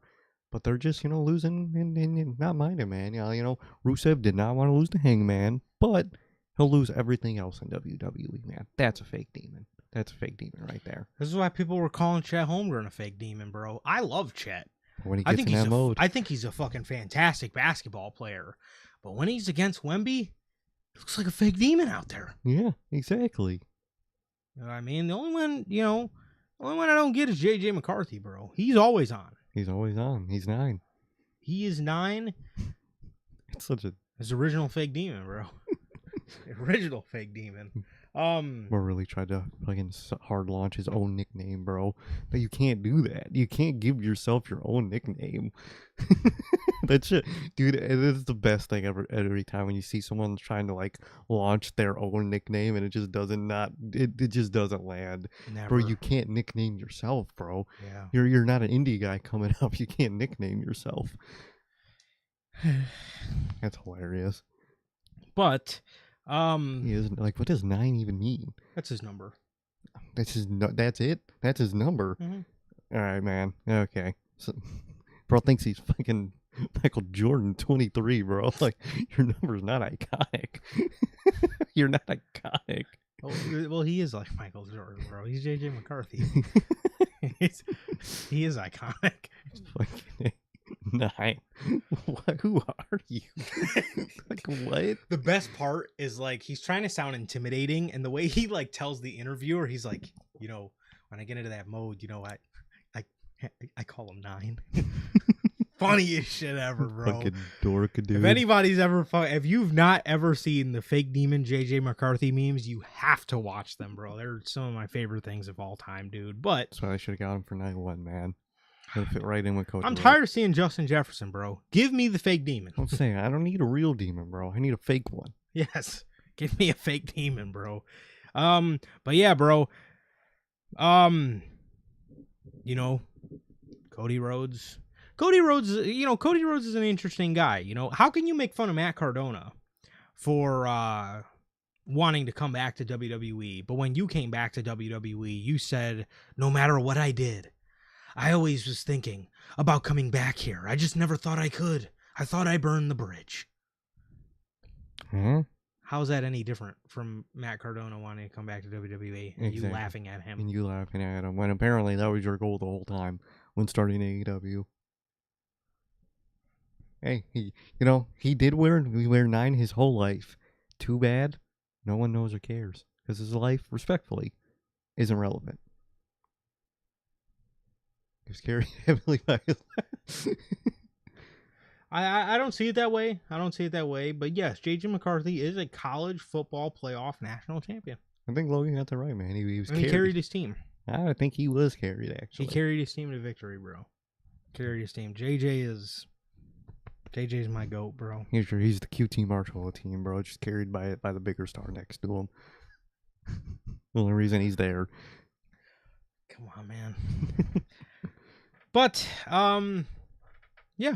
Matt Cardona, the fake Neiman, gets to hold some gold, man. It's not his, but he gets to hold some nonetheless. Exactly. Again, very happy for Chelsea. Just hope they go about this the right way when Rhea Ripley does come back. I really hope they go. I really hope they do something shocking, man, and they have Chelsea to win and be the champion. I really hope so. Yeah, 100%, bro. This is one of the matches to me where the night just took a bit of a nosedive. Yeah. My God. Human monies on a pole. Michael Cole sounded so happy getting ready to talk about this bullshit before it came on. He's like, oh, I've called a lot in my career. I'm so excited. I've never called a human monies on a pole match. Yeah, that's a good thing.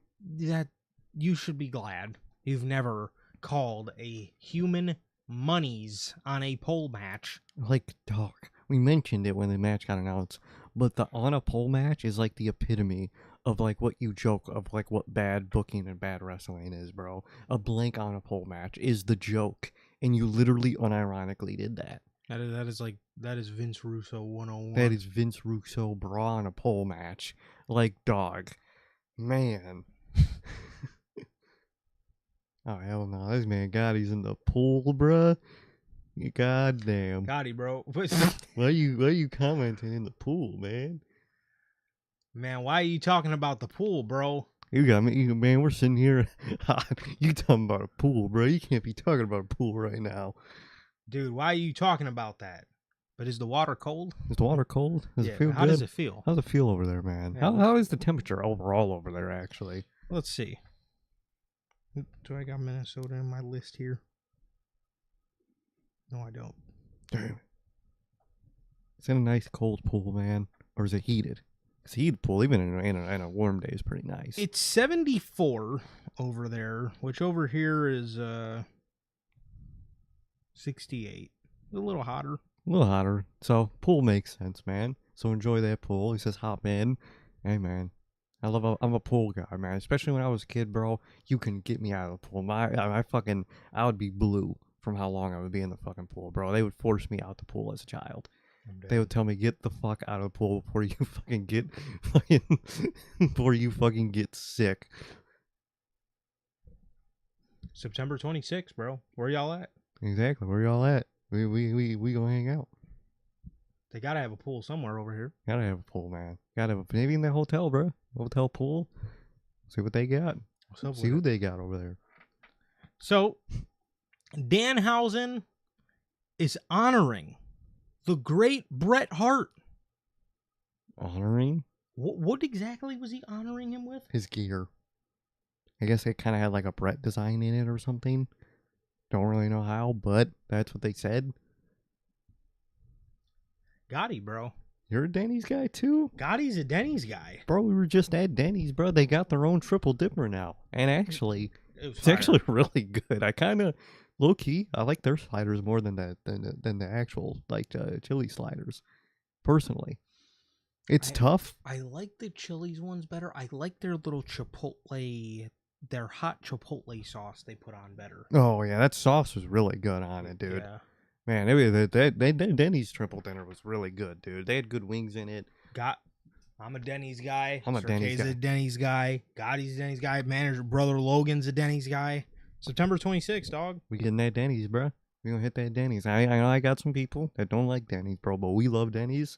We gonna be there, bro. We gonna be there. Gotti used to be a manager at Denny's. that is golded. Too funny. That is golded, man. Hey, what isn't he? He's a manager. He's Mr. Walk him down and manage that Denny's.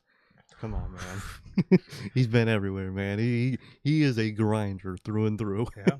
That is Gotti. Yes, sir. Danhausen honoring Bret Hart. Yeah, brother. What are we doing? What? You know, Like I laughed because I seen Logan's tweet after they said that, and I was already looking sideways at the TV, and a couple minutes later I seen your tweet. And you're exactly right. Bret Hart would have fucking been disgusted. He would have hated this match. Like, what do you mean he's honoring Bret Hart? Which does explain him and Punk's friendship, man. A bunch of Bret marks. Yes. Anyone that Punk is friends with, they love Bret Hart. FTR, now Danhausen, all his buddies are fucking Bret Hart marks. I guess that's the only thing. That's like the main thing you have to be CM Punk's friend. Is love Bret Hart. It's so funny too because I remember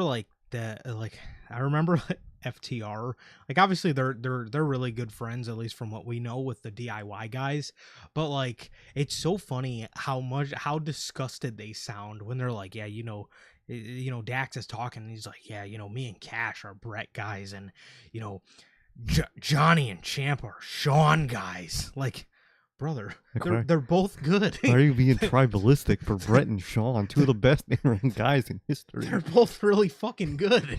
At least why you angry at Johnny for this, bro? At least for me, if I have to pick one, respectfully, I'm picking Michaels, bro. Like, respectfully. Personally, me too. I would probably pick Michaels in that scenario. Yeah, personally, I think Shawn. I personally, I like Shawn's style better than Bret's, but I still really appreciate what Bret brought to the table. But they fucking are so tribalistic, bro. It's hilarious, dude. Oh god. Oh god. So he's honoring Bret Hart. Honoring. Danhausen, I think, is the last person. FTR, I get it. Punk, I get it. I was gonna say you could tell by their matches that they're Bret guys. You know what I mean? They just have that like technical classic style. 100% that he has. They're very classic, old school in their own right. Yes. Danhausen's gimmick would legitimately make me think he grew up idolizing Doink the Clown. Yeah. He grew up idolizing fucking Vince Russo. Because that's the type of character he is, dude. Vince Russo would have fucking loved Danhausen, bro. He would have been WCW champ 10 times over, man. He would have loved him so much, we probably would have seen him put Danhausen in like a Human Money's on a Pole match. Yeah. Oh, wait. That was Triple H that did that. Is Vince back? Is Vince Russo back? For real.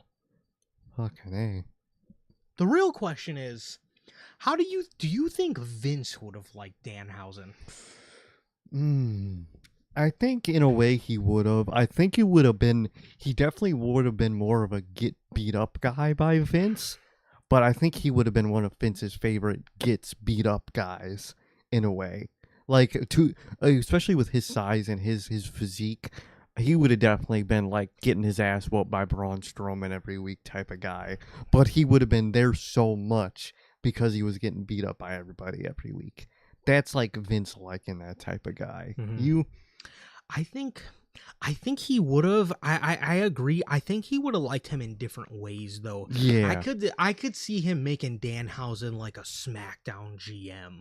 Yeah, or like a Drake Maverick, like managing somebody. Yes, or like managing like another, like a legit spooky character, but like somebody that he also didn't really care for. Yeah. I think he would have. Yeah, I think he would have liked him, but like in his own way. I feel. Vince way.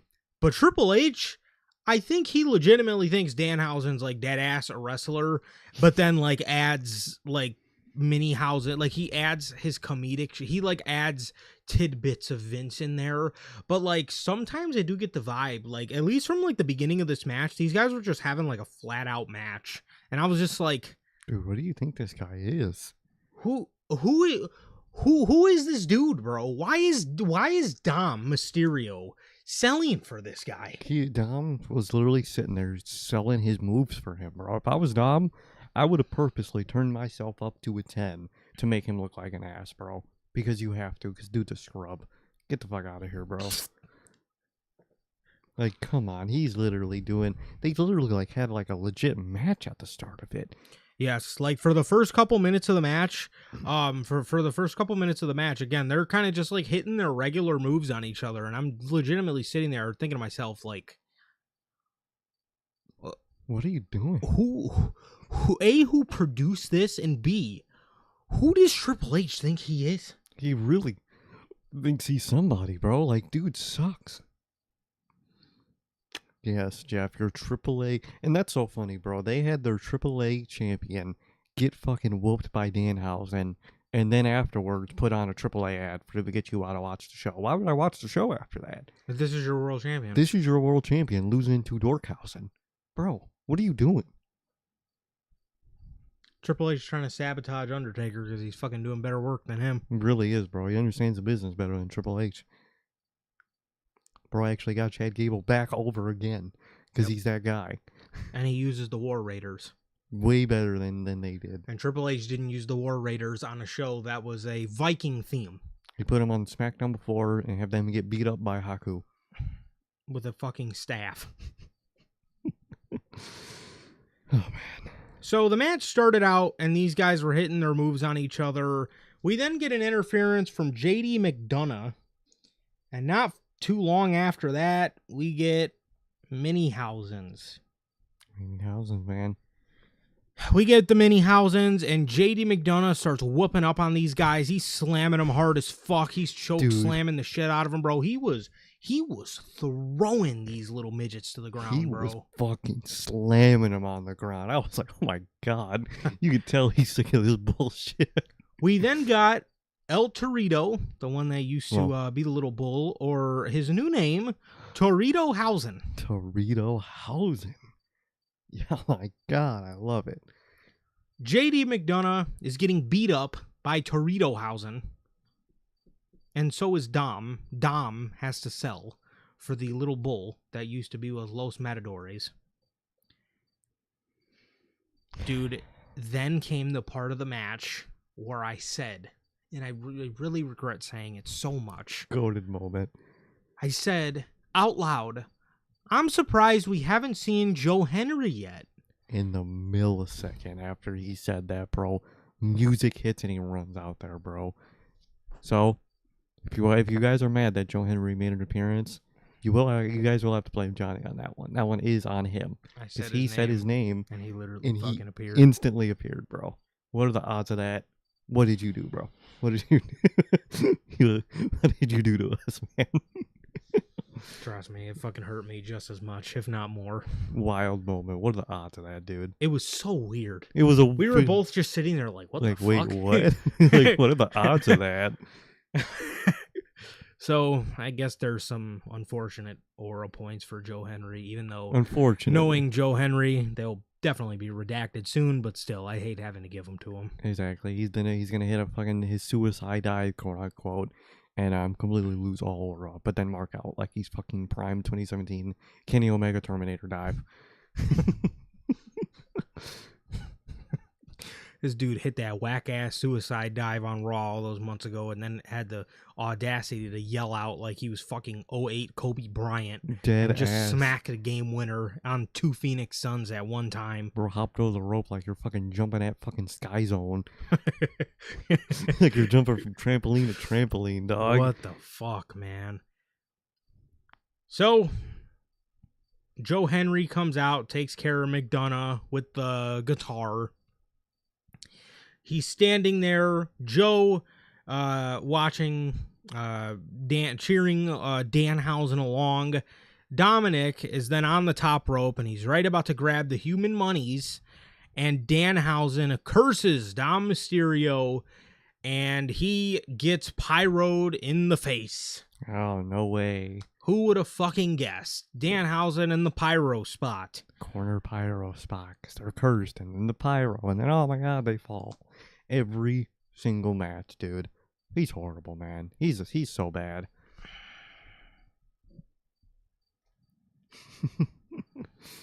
So bad, man. He really is. Oh God.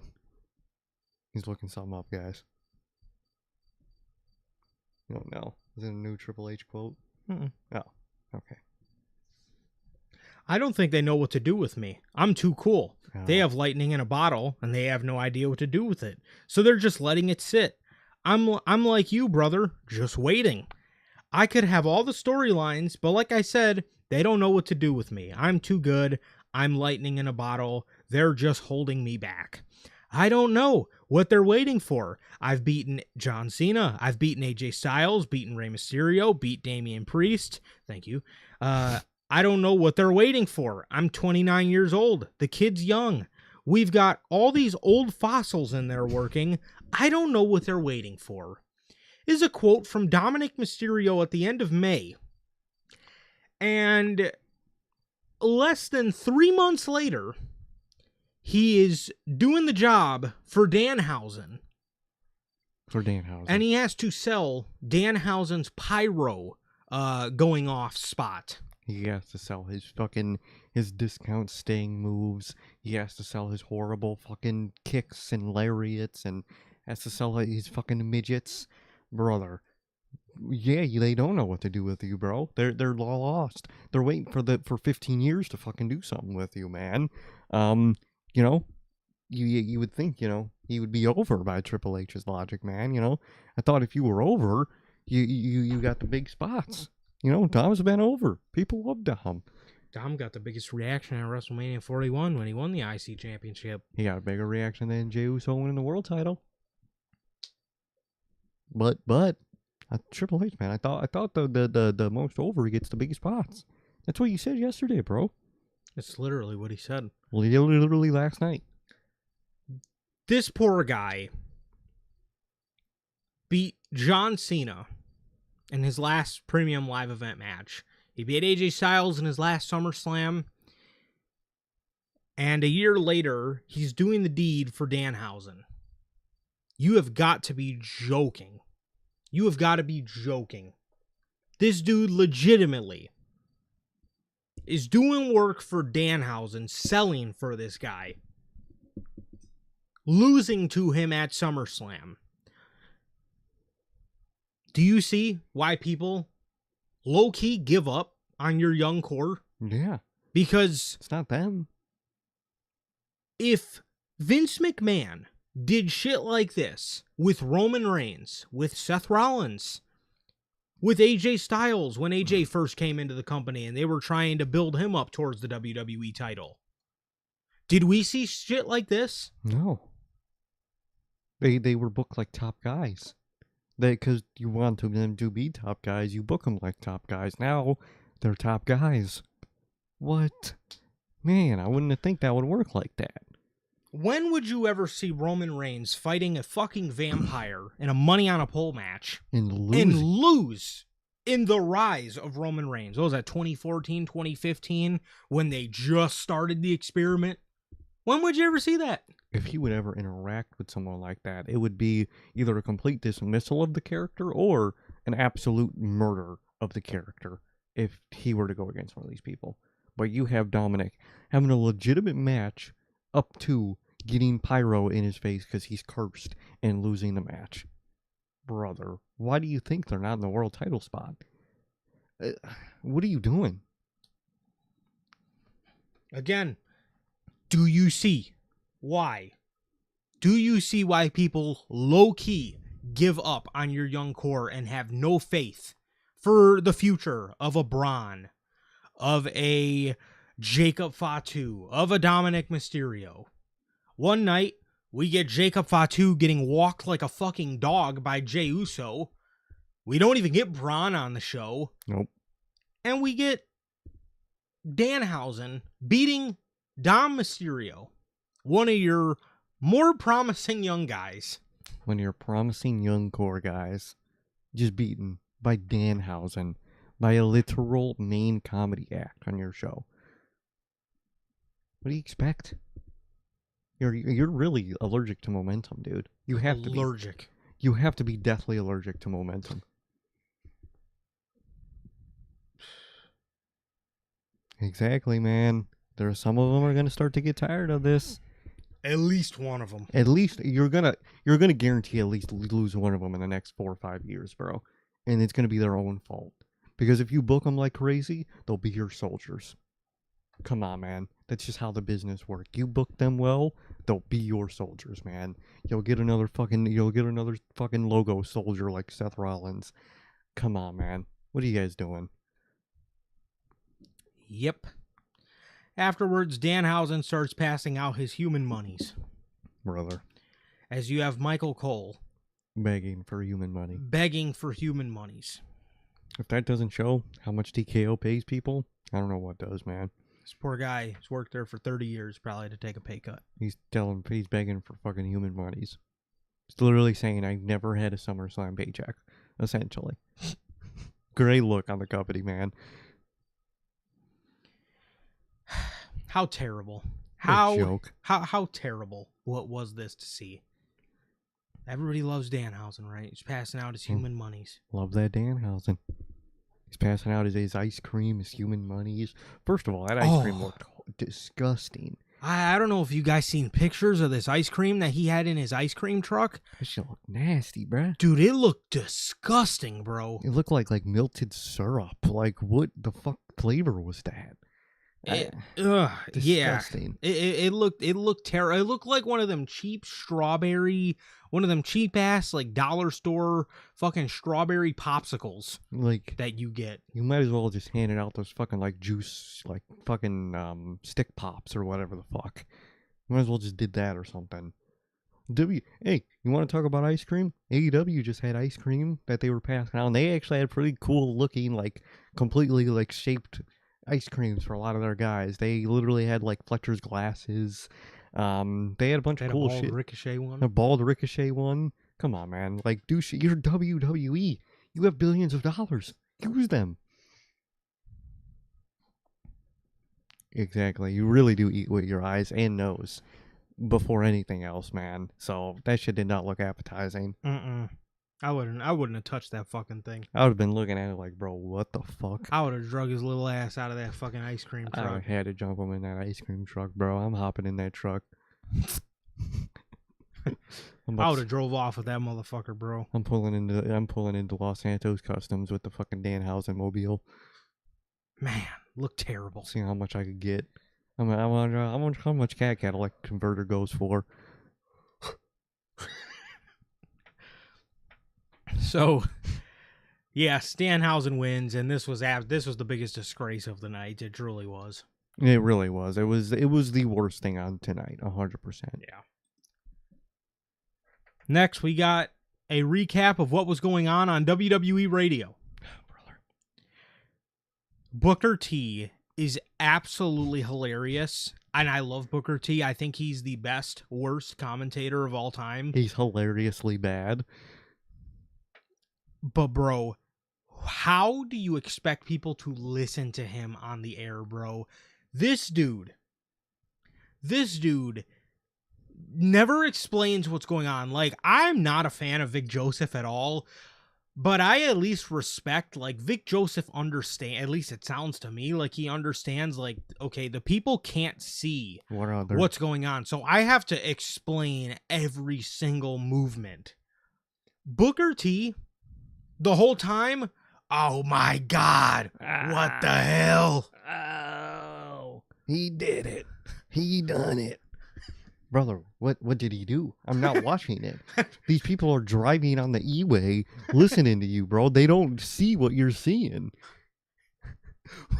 You gotta explain, Book. You can't you can't just sit there and ad-lib for things. This isn't, at least Booker on commentary, if I'm watching the show, I can hear you reacting and I can see what's going on. If I'm in the car listening to this on radio, Vic Joseph's the only one that's helping me out here. Yeah, because I'm just hearing you go, oh, man. What does all man mean? What happened? Well, I don't know what happened. I'm not watching it. I'm listening to you guys. Explain it to me. This guy is dead ass on air, shucky ducky quack quacking, and nobody knows what the fuck he's shucky ducky quack quacking about. Like, brother, what? What are you saying? What's going on? I don't know what's going on. I can't see what you're seeing. Yeah, Cody is eating some drumsticks, man. Drumsticks aren't actually ice cream. What the hell, man? What are they? Hold on. What's a drumstick then? It's a drumstick. What is it? Mm-hmm. If it's not ice cream, then what could this be? What could this be? Is it yogurt? Is it soft serve technically? What is it? I don't know. I like a drumstick, man. I haven't had one of those in... You want them on a donut that some places got, man? That's some real places right there. What you making that face? Drumsticks are disgusting. Whoa now. Hold up. Wait a minute. God, I legitimately haven't. It's had to have been over 10 years. 10 years since you have a drumstick, bro? That's crazy. Yeah. That ain't right. They're classic, man. You get down to the cone part, that shit is good. The bottom of the cone part is pretty good, I must say. But yeah, I haven't had one. Had to be over 10 years. That's wild. Maybe since middle school. Damn. That's crazy, man. So, yeah. They're classic. Definitely over 10 years for sure. Don't fuck with the one with no peanuts on it, though. It's got to be just straight just the chocolate on top. Yeah, I never liked the ones with the peanuts. No. It fucks up the whole texture. And then it became time to take the free ride. Take the free ride. It's vegetable oil, milk, and added structural stabilizers. Oh, man. The fuck? Oh, brother. Really? Oh, that's unfortunate. Oh, good thing I haven't ate one in over a decade. Damn, I always have them bitches, bro. God damn it. It's called a frozen dairy product. Fuck. Jeez. Nope. I mean some bullshit. Does it at least taste like ice cream? I mean, it tastes like ice cream. I like the taste of it. What are you laughing at? Oh, man. Chad Gable. Chad Gable. It became time for Chad Gable to take the free ride. Take the highway to the sky. Gable. That song, bro. It's goated. I love it. That is such a goated theme song, bro. It's so goated, bro. That shit, it's classic, bro. It's dead ass a modern classic. It is. Put it on Spotify, bro. Where is it? You need to put it on Spotify. Where is Chad Gable Free Ride? Where is Free Ride? I need to have it available. Chad Gable comes out doing the skull clap. There we go. They weren't doing it until he got in the ring. They were not. When he got in the ring and started doing it, then they started doing it. But on the entrance ramp, nobody budged. I was like, damn, don't stop doing my boy like that, bro. Please. You guys gotta skull clap with Gable, bro. Exactly. Please, bro. It's the only way they're actually gonna use him. It's insane, dude. It's insane. But he went out there, got the crowd to skull clap with him, and they were kind of chanting Gable a little bit here and there. You hear some in there. He ran over to his family, gave them all hugs. We seen the daughter that was infamously crying a couple years ago when he lost to Gunther. It completely broke her little heart. Very happy for her on this day. She, just like us, had to wait for Triple H's stalling ass booking. Fucking A, man. She finally got to see the moment. She's just like us, bro. She got to wait way too long for shit that's overdue, man. Look at that. Yep. He's affecting the wrestlers' families. Yes, he is. Yes, he is. Chad Gable went for a backflip off the second rope and got super kicked by Penta. Penta would then hit a dive on the outside, and Gable started selling the shoulder. Started selling his shoulder. Gable went for a diving headbutt on Pentagon, and Penta smoothly grabbed his arm out of the diving headbutt, locked it within his knee, and then hit the sacrifice on the bad shoulder. Very dope. Really, really dope spot there. Chad Gable was being set up for a Mexican destroyer, which he was able to evade and lock in an ankle lock, which Penta did roll out of. Gable would then hit a German suplex on the apron and a moonsault to the outside on Penta. Penta would then hit Gable with a Mexican destroyer on the apron. Very damn near fucking pile drived himself on his own move. Close. Close as fuck. Close call. He like it like hit right at the top of his neck when he started to roll. Yeah. Insane, bro. Insane. Yes, that could have been very bad. Way, way bad, bruh. But if he it hit was a AEW, I'd be seeing that clip in the next week. Had to throw that in there. 100%. 100%. 100% he would have. So, Gable, then rolled into the ring, and Penta, rolled in the ring, a near fall went down. Penta then went to go for another Mexican destroyer, which Gable countered into an ankle lock again. Penta crawled towards the ropes, and right before he grabbed the rope, Chad Gable backed up, dropped down, locked Penta's leg, and as soon as he locked Penta's leg in the ankle lock, Penta tapped out, crowning Chad Gable, after 3 years of contending for the Intercontinental Championship, has finally got his hands on the IC title, bro. Afterwards, we've seen him and Penta embrace each other. Penta ripped the championship from him to hand it to him formally, hand the title over to the better man on this night. Afterwards, Chad Gable got his family in the ring. He embraced with his children, with his wife, and what I'm assuming were his two parents. He embraced with them, and what was a really dope moment, until WWE just had to WWE it up and have a fucking mug root beer mascot come and present Gable with the question. And it wasn't, how you know? It wasn't that question. It was, do you got that dog in you? As Chad Gable started downing root beers. Which damn near no root beer in it, bro. That shit was like a sip that he downed like. Right. Like, did this mascot already fucking drink the root beer before he gave it to Gable? I think Gable was trying to make sure he kept his abs, bro. He wasn't playing no games. He said, "Don't put no root beer in that mug. Yeah. I'm keeping these abs, bro." Too much carbs. Too much carbs, bro. He's on his Finn Balor flow. Fucking 2% body fat or whatever the fuck Finn got. Man, it's insane.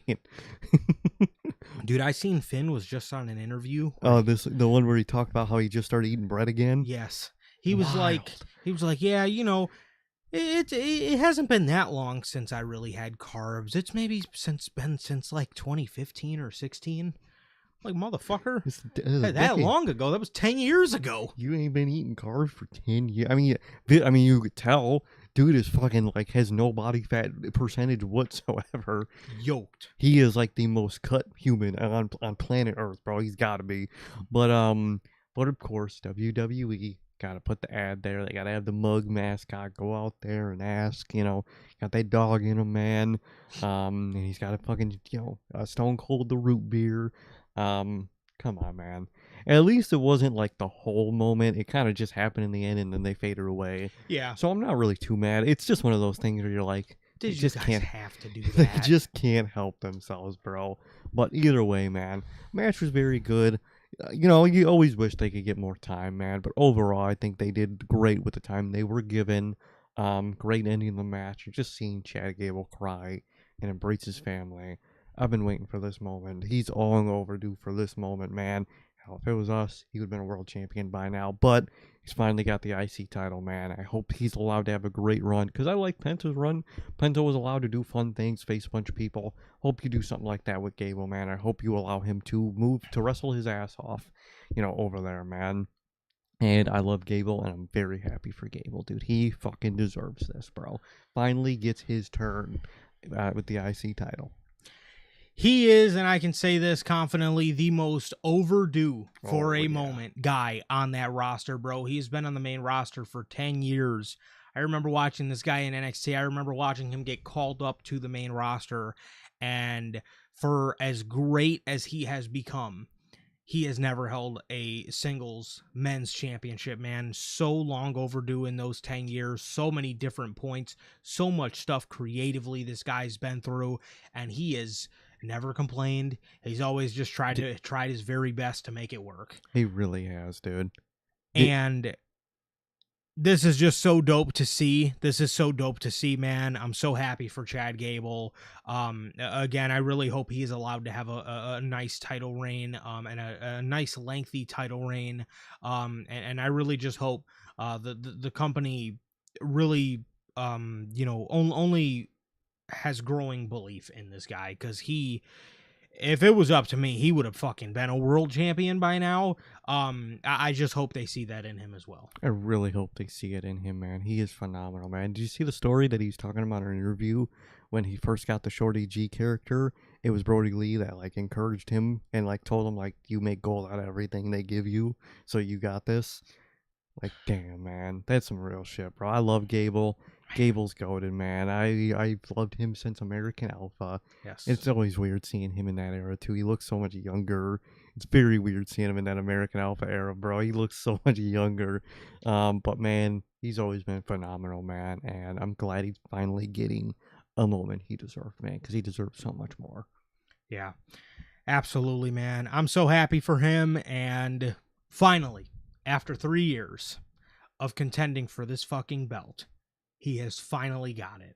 So happy for Chad, bro. So happy. So happy. He fucking deserves it. And the main event. Before the main event, bro, they had Justin Jefferson hype everybody up. They did, man. They did. Jay Jets.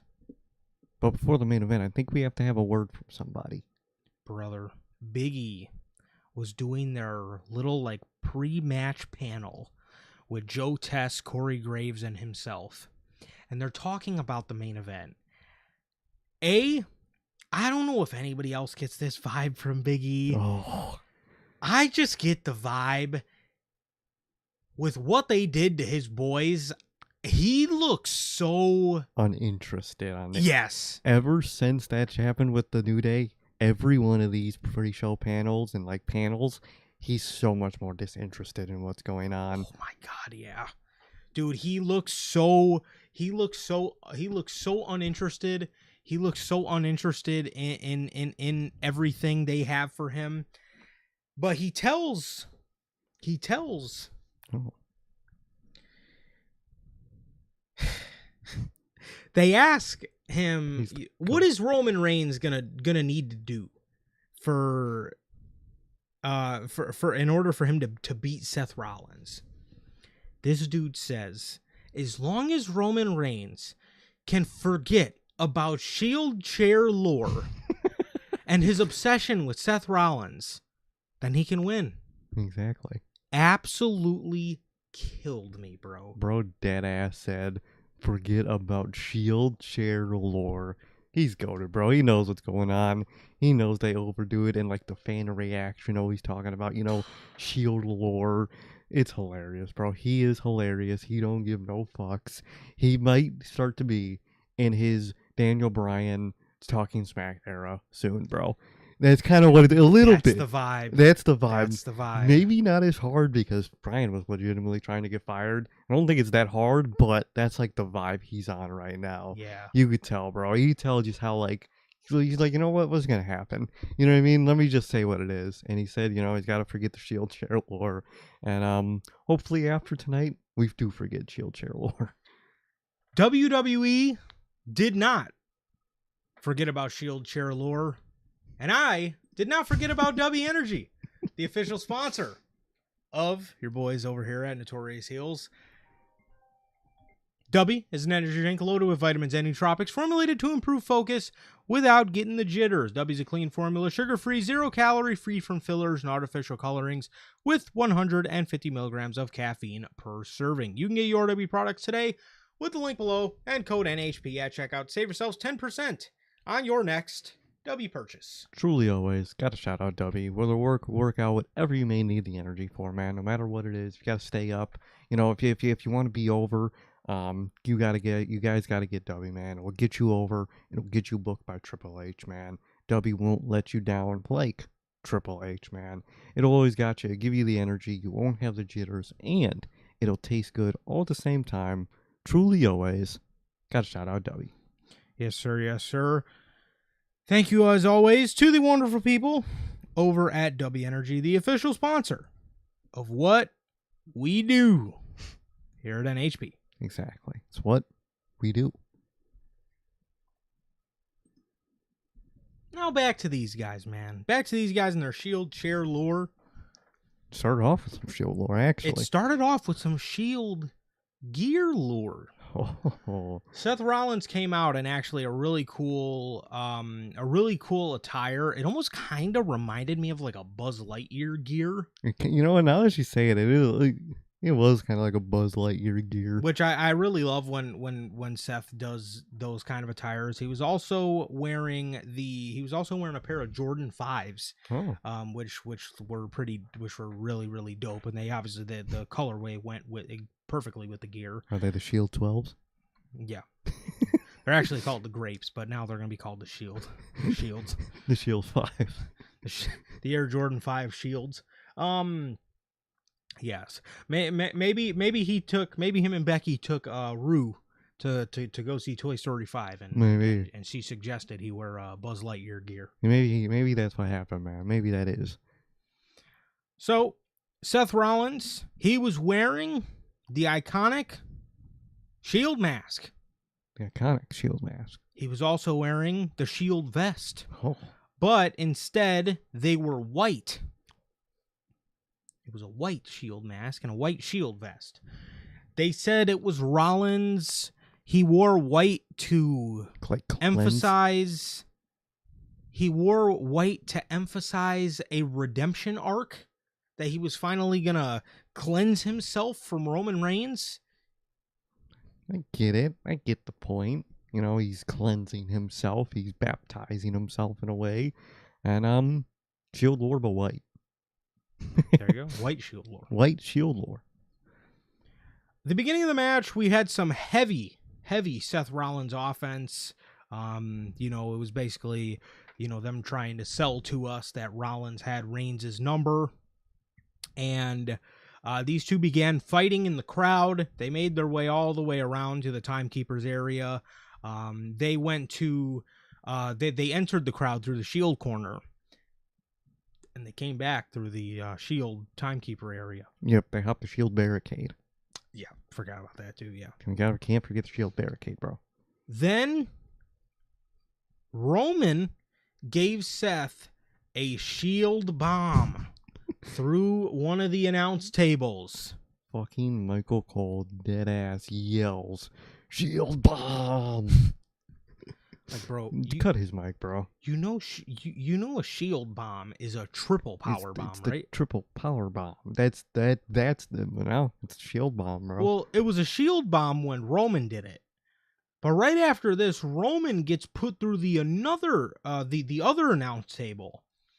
And when Rollins powerbombed Roman, they just called it a bomb. So what it wasn't a Shield bomb anymore. So what makes Roman's the Shield bomb or Rollins just the bomb? Well, what's the distinction here? Maybe because Rollins turned his back on Shield. Took a chair to his brothers. Exactly. So he doesn't deserve the Shield name on his moves. You know what? That's playing with chess.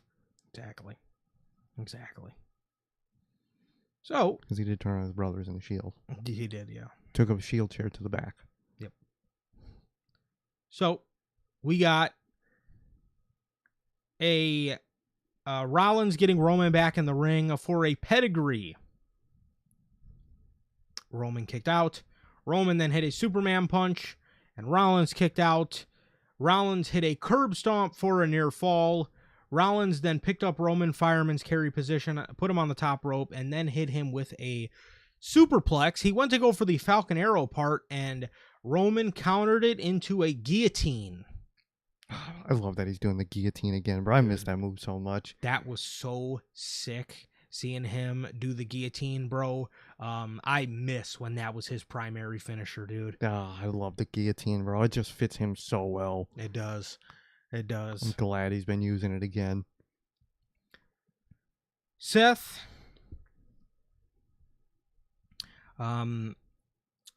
Seth counters a spear from Roman Reigns, and Seth hits a spear of his own. Oh. We have another person that has a better spear than Jey Uso. That's a massive list, bro. One of them includes a child. Big Justice has a better spear than fucking Jey Uso, bro. Greatest moment. He was genuinely a decent spear from a child. Better than Jey Uso. Who's bringing the boom? Bring the boom. It's like Logan Paul. Seth. Go to video. Seth tells Roman that he's audibly telling Roman, you're only number one because they make you number one. No. Not according to your boss, bro. No. Not according to Triple H. No.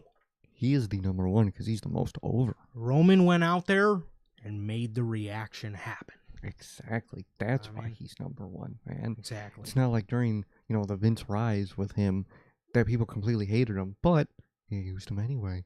Exactly. But that's not how it works according to Triple H, man. Yep. So Seth is wrong according to his favorite boss. Exactly. Triple H will never live that shit down at this point, bro. He gives a shit to have him never live down. He's got a lot of it. He always is saying some shit that he cannot live down.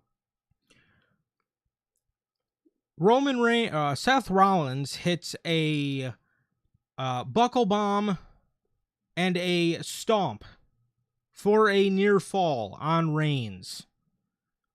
And then afterwards, Seth, after the near fall, Seth is telling Roman, is this the part where the bloodline come out and attack me? Roman says, there is no bloodline coming out. It's just me and you. I need to prove it to you.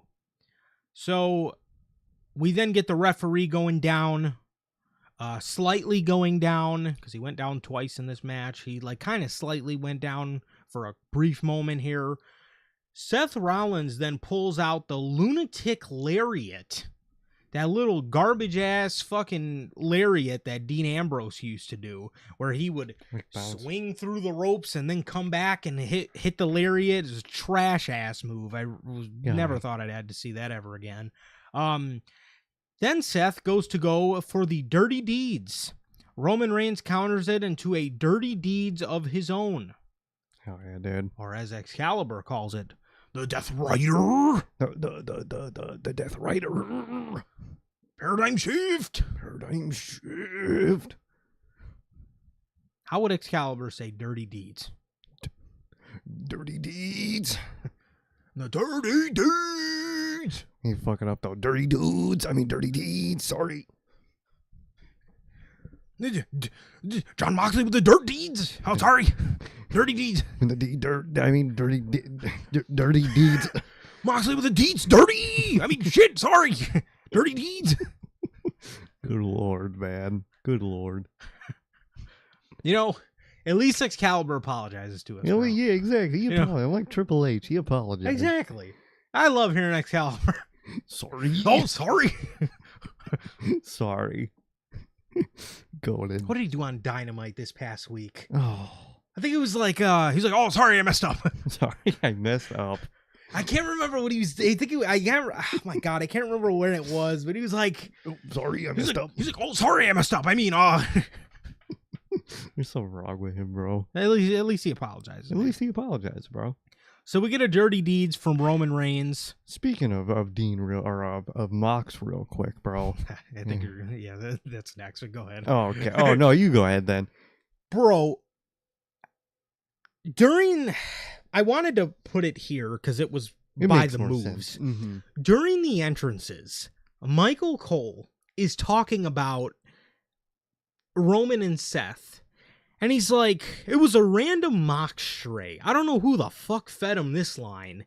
But he's like, hey, I can respect they did bring up, and they did notably say Dean Ambrose.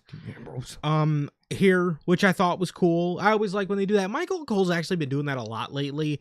He'll bring up like Sasha Banks. Or like Dean. And he'll bring up Dean Ambrose, which I love that. No reason to act like these people don't fucking exist. They're a part of history, especially because the one He talked about Sasha Banks when he was regarding Charlotte, I think. Yeah, I think that was when he was talking about Charlotte. He's been doing that quite a bit, and I actually love that. So he did mention during these two spots, he said like hello Dean Ambrose, or he said like a nod to Dean Ambrose or something like that. But during the entrances, he did get a random Moxley stray, and he was like, these two guys, they stayed and brought this company to where it is today. They were the only ones that stayed. Only ones that stayed.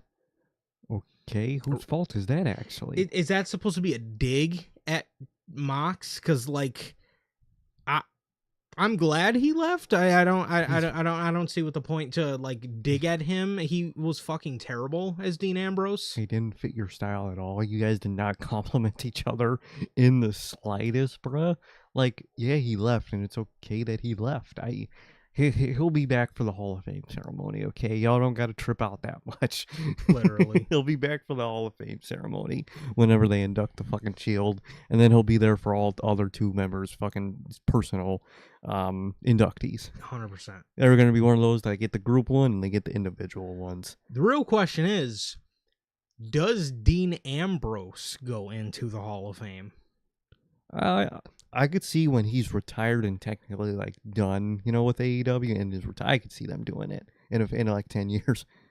Isn't it crazy? His run in WWE was only 6 years. Only 6 years, bro. He technically, I think he's been in AEW longer. I think it just hit earlier this year that he's been in WWE or in AEW longer, which is wild, bro. It's wild. That's insane. That's insane, dude. Yeah, I could see it, especially because like WWE's so weird with who they induct. They're so weird with who they induct. I could see them like running out of people, and then just being like, "Oh, we need an extra guy. Throw Dean in there." But I don't see them inducting him as a first ballot Hall of Famer. I don't think he'll be the final one to go on. I think if anything, they will try to portray him as like a random mid-carder going in the Hall of Fame, the same way they did like Hillbilly Jim. Yeah. You know what I mean? Like he's just kind of, they present him as like, oh, it's just this like random guy that, was like a mid-carder. I was saying when the stars align and it's like a dead Hall of Fame year, they'll do him as like one of those mid-carders. Yeah. But he'll definitely be in the Shield one because they're definitely going to yeah. get in there, man. And he'll be there for that, and that'll be dope. 100%. And it's so funny the contrast of like the attitude of like commentary versus like obviously Roman and Seth like just actually like shouting their boy out. Yeah. It's such like funny the difference in tone of like the references to him. It's fucking hilarious because like anytime Seth brings him up, he just calls him Mox. Yeah. It was just hilarious because like commentary would never do that, but Seth that's just his friend and that's his name. So he's like, yeah, what about Mox? That's his fucking name, bro. Just say Mox. It's fine. It's Dean. Dirty Dean. Wait, what was the phrase? No good Dean or no good deed Dean does. Say that fucking 10 times fast. No good deed Dean does unhinged. The unhinged lunatic fringe. I miss the Bane era. Does Cena headline next year's Hall of Fame? I hope not. I hope it's not in Saudi. Yes. I don't think he deserves better than Saudi. I wouldn't be shocked. I also wouldn't be shocked. I really wouldn't be shocked, but I would hope not. But I could see that being very likely. Yeah. Fucking A. So. Even though it is Triple H, he'll find another friend or relative to put in there. He'll do his daughter or something. Mm-hmm. And we didn't even notice, bro. Did you see that yesterday his daughter did the fucking national anthem before the night one? Did she really? Yes. She's already getting more opportunities in LA Knight. She was on. They put their daughter on the show for the fucking. Can she at least sing? I don't know. I didn't actually watch it. I just saw people clowning on it because it's fucking Triple H putting his family in spots. I'll have to check it out. Well, if she did good, then. Well, then there you go. More power to her. More power to her. If she fucking sucked, then what the fuck, Paul? What the hell, Paul? Well, we got a lunatic lariat and a dirty deeds by Rollins and Roman. Roman then speared the referee by accident. He then hits a stomp on Seth Rollins.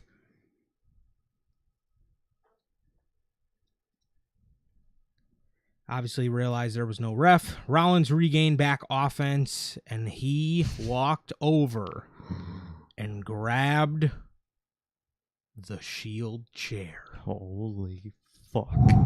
He fucking grabbed it. Now, unfortunately, it wasn't the Wingstop Shield chair. I was just last I was night. waiting for it, man. Dude, if it was a Wingstop Shield chair, that would have been so hilarious. But unfortunately, it was a normal Shield chair. Unfortunately. Yeah, it was a normal Shield chair. Just a generic one. But he grabbed the Shield chair. Boring ass Shield chair. Exactly. Take a shot every time we say Shield. You'll die. Rollins grabs the Shield chair, and Roman Reigns Superman punches Seth, and now the roles were reversed. Oh my god. Because Roman was up against the ropes, Shield style, hits Rollins, and now Rollins is up against the rope, Shield style.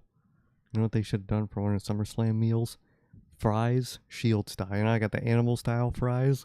You should have did Shield style fries. But we'll continue for the match. Shield style fries, man. So somebody's got a Wingstop could have did the meal. They could have did some Shield style fries. Crack the bones with the wings like a Shield chair. Oh, Bite into the bones like Seth Rollins did with the Shield chair when he turned on his brothers. He turned on his brothers in the Shield 12 years ago. Roman punches Seth, grabs the Shield chair, and Rollins is now lying up against the rope, Shield style.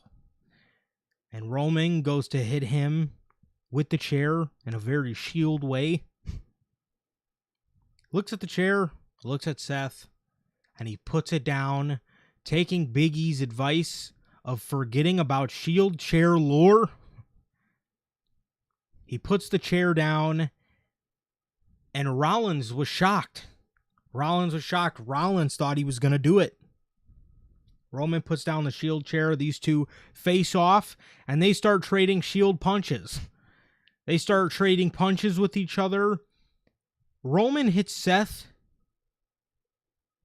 with a Superman punch, and Seth no-sells it. Whoa, now. That was a perfectly executed Superman punch. Why did he no-sell that? We can't do that. We can't do that out here, man. We had 2 no-sells in back-to-back days, bro. Twitter would be on fire. Cody no-sells the GTS, and now Roman no-sells a Superman punch? This place is a joke. They're gonna die. All this happening? These spot monkeys. But you know what?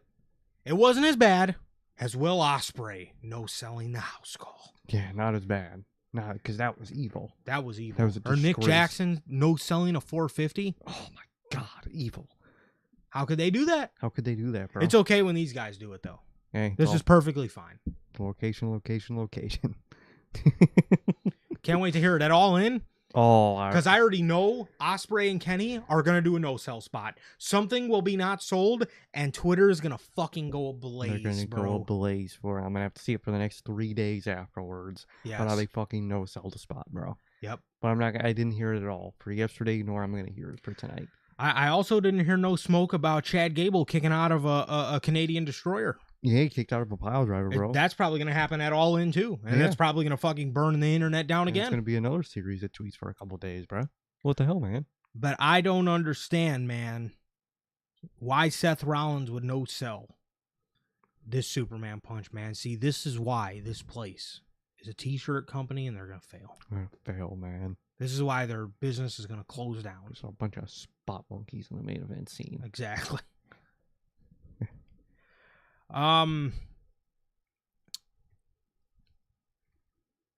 Seth Rollins then counters the spear from Roman into a pedigree. He stomps Roman. He then goes for the super stomp off the top rope. He goes for the super stomp and he misses, rolls through. Roman spears him. He then gives him the super spear where he hits the ropes a couple times. He then spears him one final time. And as the ref gets in the ring, He starts counting at normal speed again, as if he wasn't sitting on the outside for forever, and Roman Reigns wins the match in what was ultimately, feel how you felt about this match taking place, because I wasn't a fan of it either. If there's one thing you cannot fucking deny, these dudes went out there and put on a fucking classic main event, bro. This was one of the better SummerSlam main events that Triple H has done in his era. In his era, it is one of his best put on SummerSlam main events, man. And you know how much we're joking about Shield lore and Shield chairs and punches and barricades and all that, man. Overall, it was really good, and I think they, obviously they overdo it a little bit with the Shield lore, but that moment of Roman Reigns throwing away the Shield chair, bro, that was genuinely a great character moment for Roman Reigns, of realizing the mistake that he made to lose his world championship reign in the first place, and not making that same mistake again, and finally, like Big E told him, foregoing all the Shield lore and the beef and the history, and just sparring it out, man. That was a very good moment for Roman Reigns, and a shockingly moment of character progression for Roman Reigns. Wow, crazy. Is it that hard? Was it that hard to just do that the whole time? His character progression, man. Overall, incredible match from these guys. I really liked it. This was a main event match, man. It fucking completely washed Cody and Punk from yesterday, man. They weren't, even though, technically they weren't the main event, but there's always the match that goes on last, and the main event, Punk was on neither, and this washes Punk's match from last night. It does, bro. Very good match here, man. Very good match. Very good sequences. Great storytelling. Obviously, again, a little heavy-handed with the Shield lore. Kind of expected it, though, and when you more laugh about it than get annoyed by it, it just becomes funny to a point, man. Very good, and it ended completely clean, man. And I like this style of Roman Reigns, man. It's really just the rest of the things they try to do with the rest of the group that kill, the whole bloodline stuff right now. And he's so separated from them.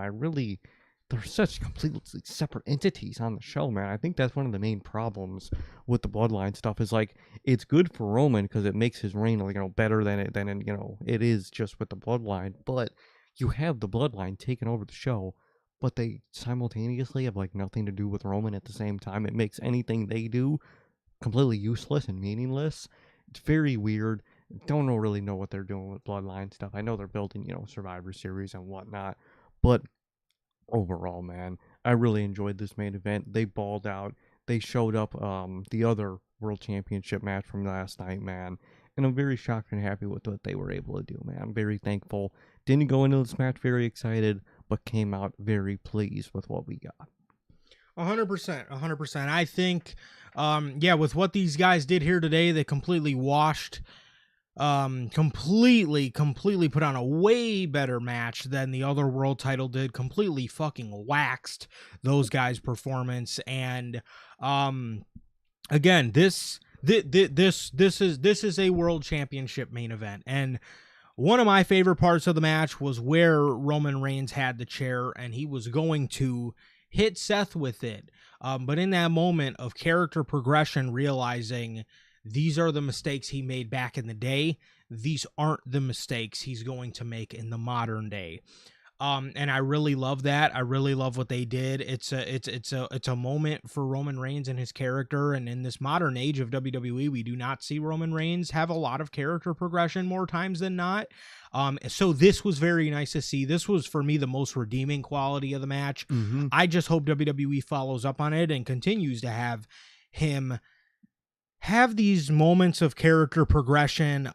It's almost a little spoiling that it almost kind of spoils the idea of it a little bit, that he still does have the bloodline around, because with moments like this, and then you just have the bloodline guys who just act like full-blown heels, it just doesn't match. It's like, it just makes me sit here and think, like, why would you even put them back together? Like, if this was the plan for Roman Reigns. Like, I wouldn't even mind Roman with Jacob because he's never had Jacob under his wing, and he could maybe want to teach Jacob these qualities and, you know, maybe feel bad in a way that he was in a different mindset when Jay and Solo and Sammy were with him. So he wants to maybe right his wrongs with Jacob.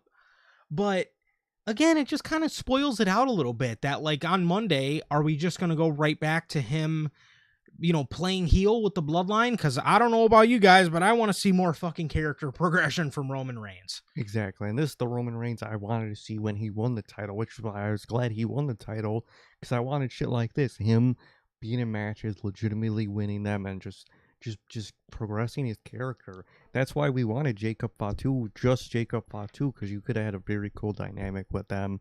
You could really have a cool thing, you know, they play up the Jacob Fatu hot-headedness. You could play up the thing of, like, this Roman Reigns, the way he is, not wanting help, but, you know, Jacob Fatu can maybe be so hot-headed, sometimes he tries to help and it pisses Roman off.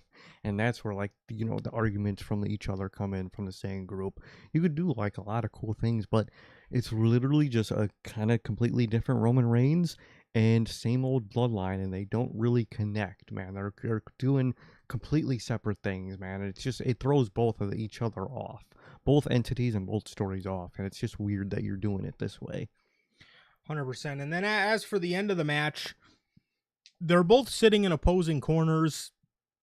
Rollins looks a little defeated. Roman is in the other corner, kind of just staring down Rollins. He then gets up, he walks to the middle of the ring, and he puts out his fist. Shield fist. His shield fist. And Rollins gets up, walks towards Roman, and they do the shield bump while Seth is holding the shield mask. He puts the shield mask down in the middle of the ring. As from what they told us, this is going to be the final chapter of these two and the final chapter of the Shield lore. And if that's the case, again, I think they put a really nice bow, finally put a really nice bow onto what is very rich history with these guys. And I think they did it very well. I think they did it very well off the back of what was a really phenomenal main event. Again, I think they did it very well, and I think these guys put on what I like to call a real Summerslam main event. So, because whatever we got yesterday, I don't know what Punk wants to call the main event or the last match. Both of them sucked, okay? Cody Rhodes and CM Punk wasn't fucking good, and neither was Obafemi and Brock Lesnar. Obafemi and Brock Lesnar was a good match. It wasn't a fucking Hell in a Cell match. It was a terrible Hell in a Cell match. It's a good match, terrible Hell in a Cell match. Exactly, man. So, this was a main event. This was a main event. Kevin Owens returning was a fucking main event. Chad Gable getting his moment was a main event. Roman Reigns and Seth Rollins happened to be the last match, and even those guys tore the house down and gave you a fucking real SummerSlam competition. For the main event, man. So, very good stuff, and a very nice bow on top of the ever so amazing Shield lore. And then as Rollins was walking up the ramp, Roman actually picked up the Shield mask and stared at it for a second. So, again, hopefully we just see more character progression from Roman. I just hope we don't go back to the same old bloodline. This is, Roman Reigns, ever since he's won the title, he's been winning these matches by himself, and it looks like he's on a redemption arc. But there's been no character progression up until now, and he has these annoying ass heels.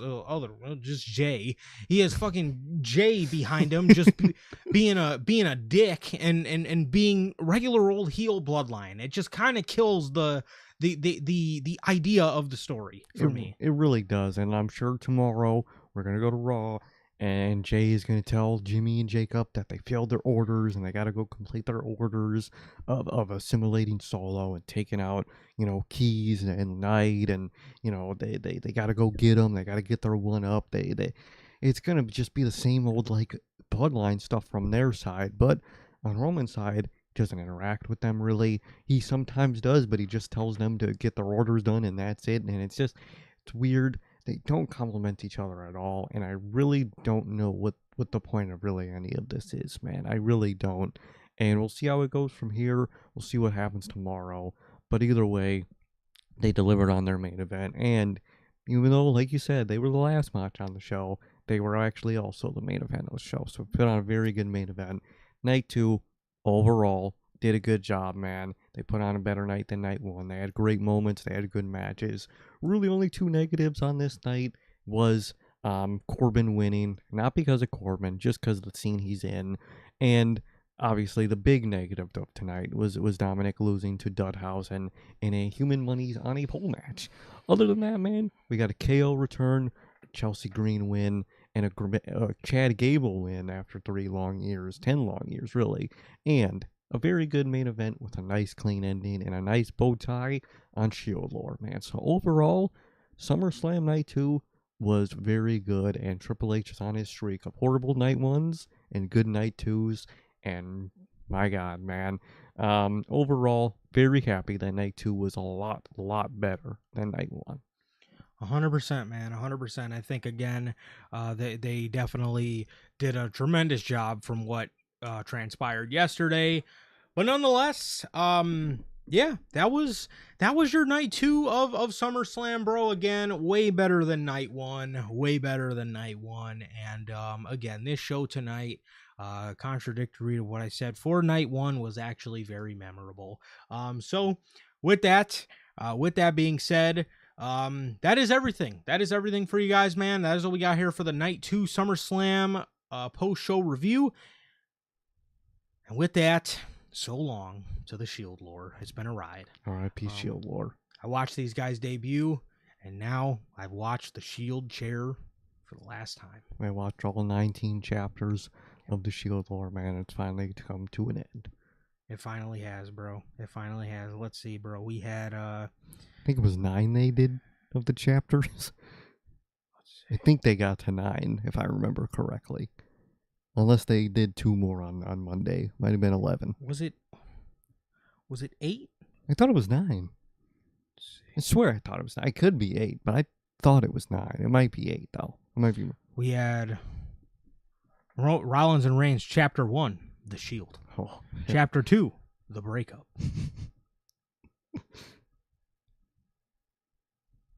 He's going through each Raw episode note. Chapter 3, The Cash-In. Chapter 4, The First Encounter. Chapter 5, Back Together. Oh, brother. And the funniest part is they missed like 2 other back-togethers in there, too. Chapter 6, The Surprise. Chapter 7, Old Ghost. And the final chapter, Chapter 8, The Grandest Stage. I guess tonight was Chapter 9. I was going to say, technically tonight is Chapter 9, The Bow Tie. Finally, after 9 chapters, the Shield lore is over. How many chapters does Red Dead 2 have? 12?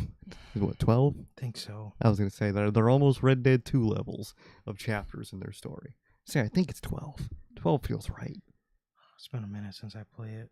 Let's see.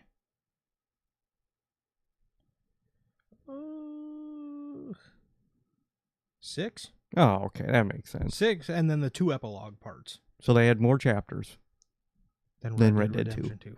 One of the longest video games ever. That's Shield lore for you, man. But we got Chapter 9, The Bow Tie. And it was a nice bow tie, man. It was. So, shout out to those guys, man. Again, absolutely delivered on their main event. And shout out to you guys for sticking it out with us here today and for the past 2 nights. Thank you guys, as always. We got Flex in the chat. We got Brother Logan. We got my guy Jumpin' Jeff. And we have Mr. Walking Down and Cut They Shiz Off. We have my boy, Gotti Devon Ramirez. And we got Tyler. And we got Will Rallis. Thank you guys, or Will Rally. Thank you guys so very much for joining us here today for your SummerSlam post-show review. It has been always a pleasure for my Johnny. And Sir K. That is going to do it. Thank you guys. As always, please like, comment, and subscribe. And we will see you all with the Shield Raw after SummerSlam. Tomorrow night on NHP Unscripted. Peace.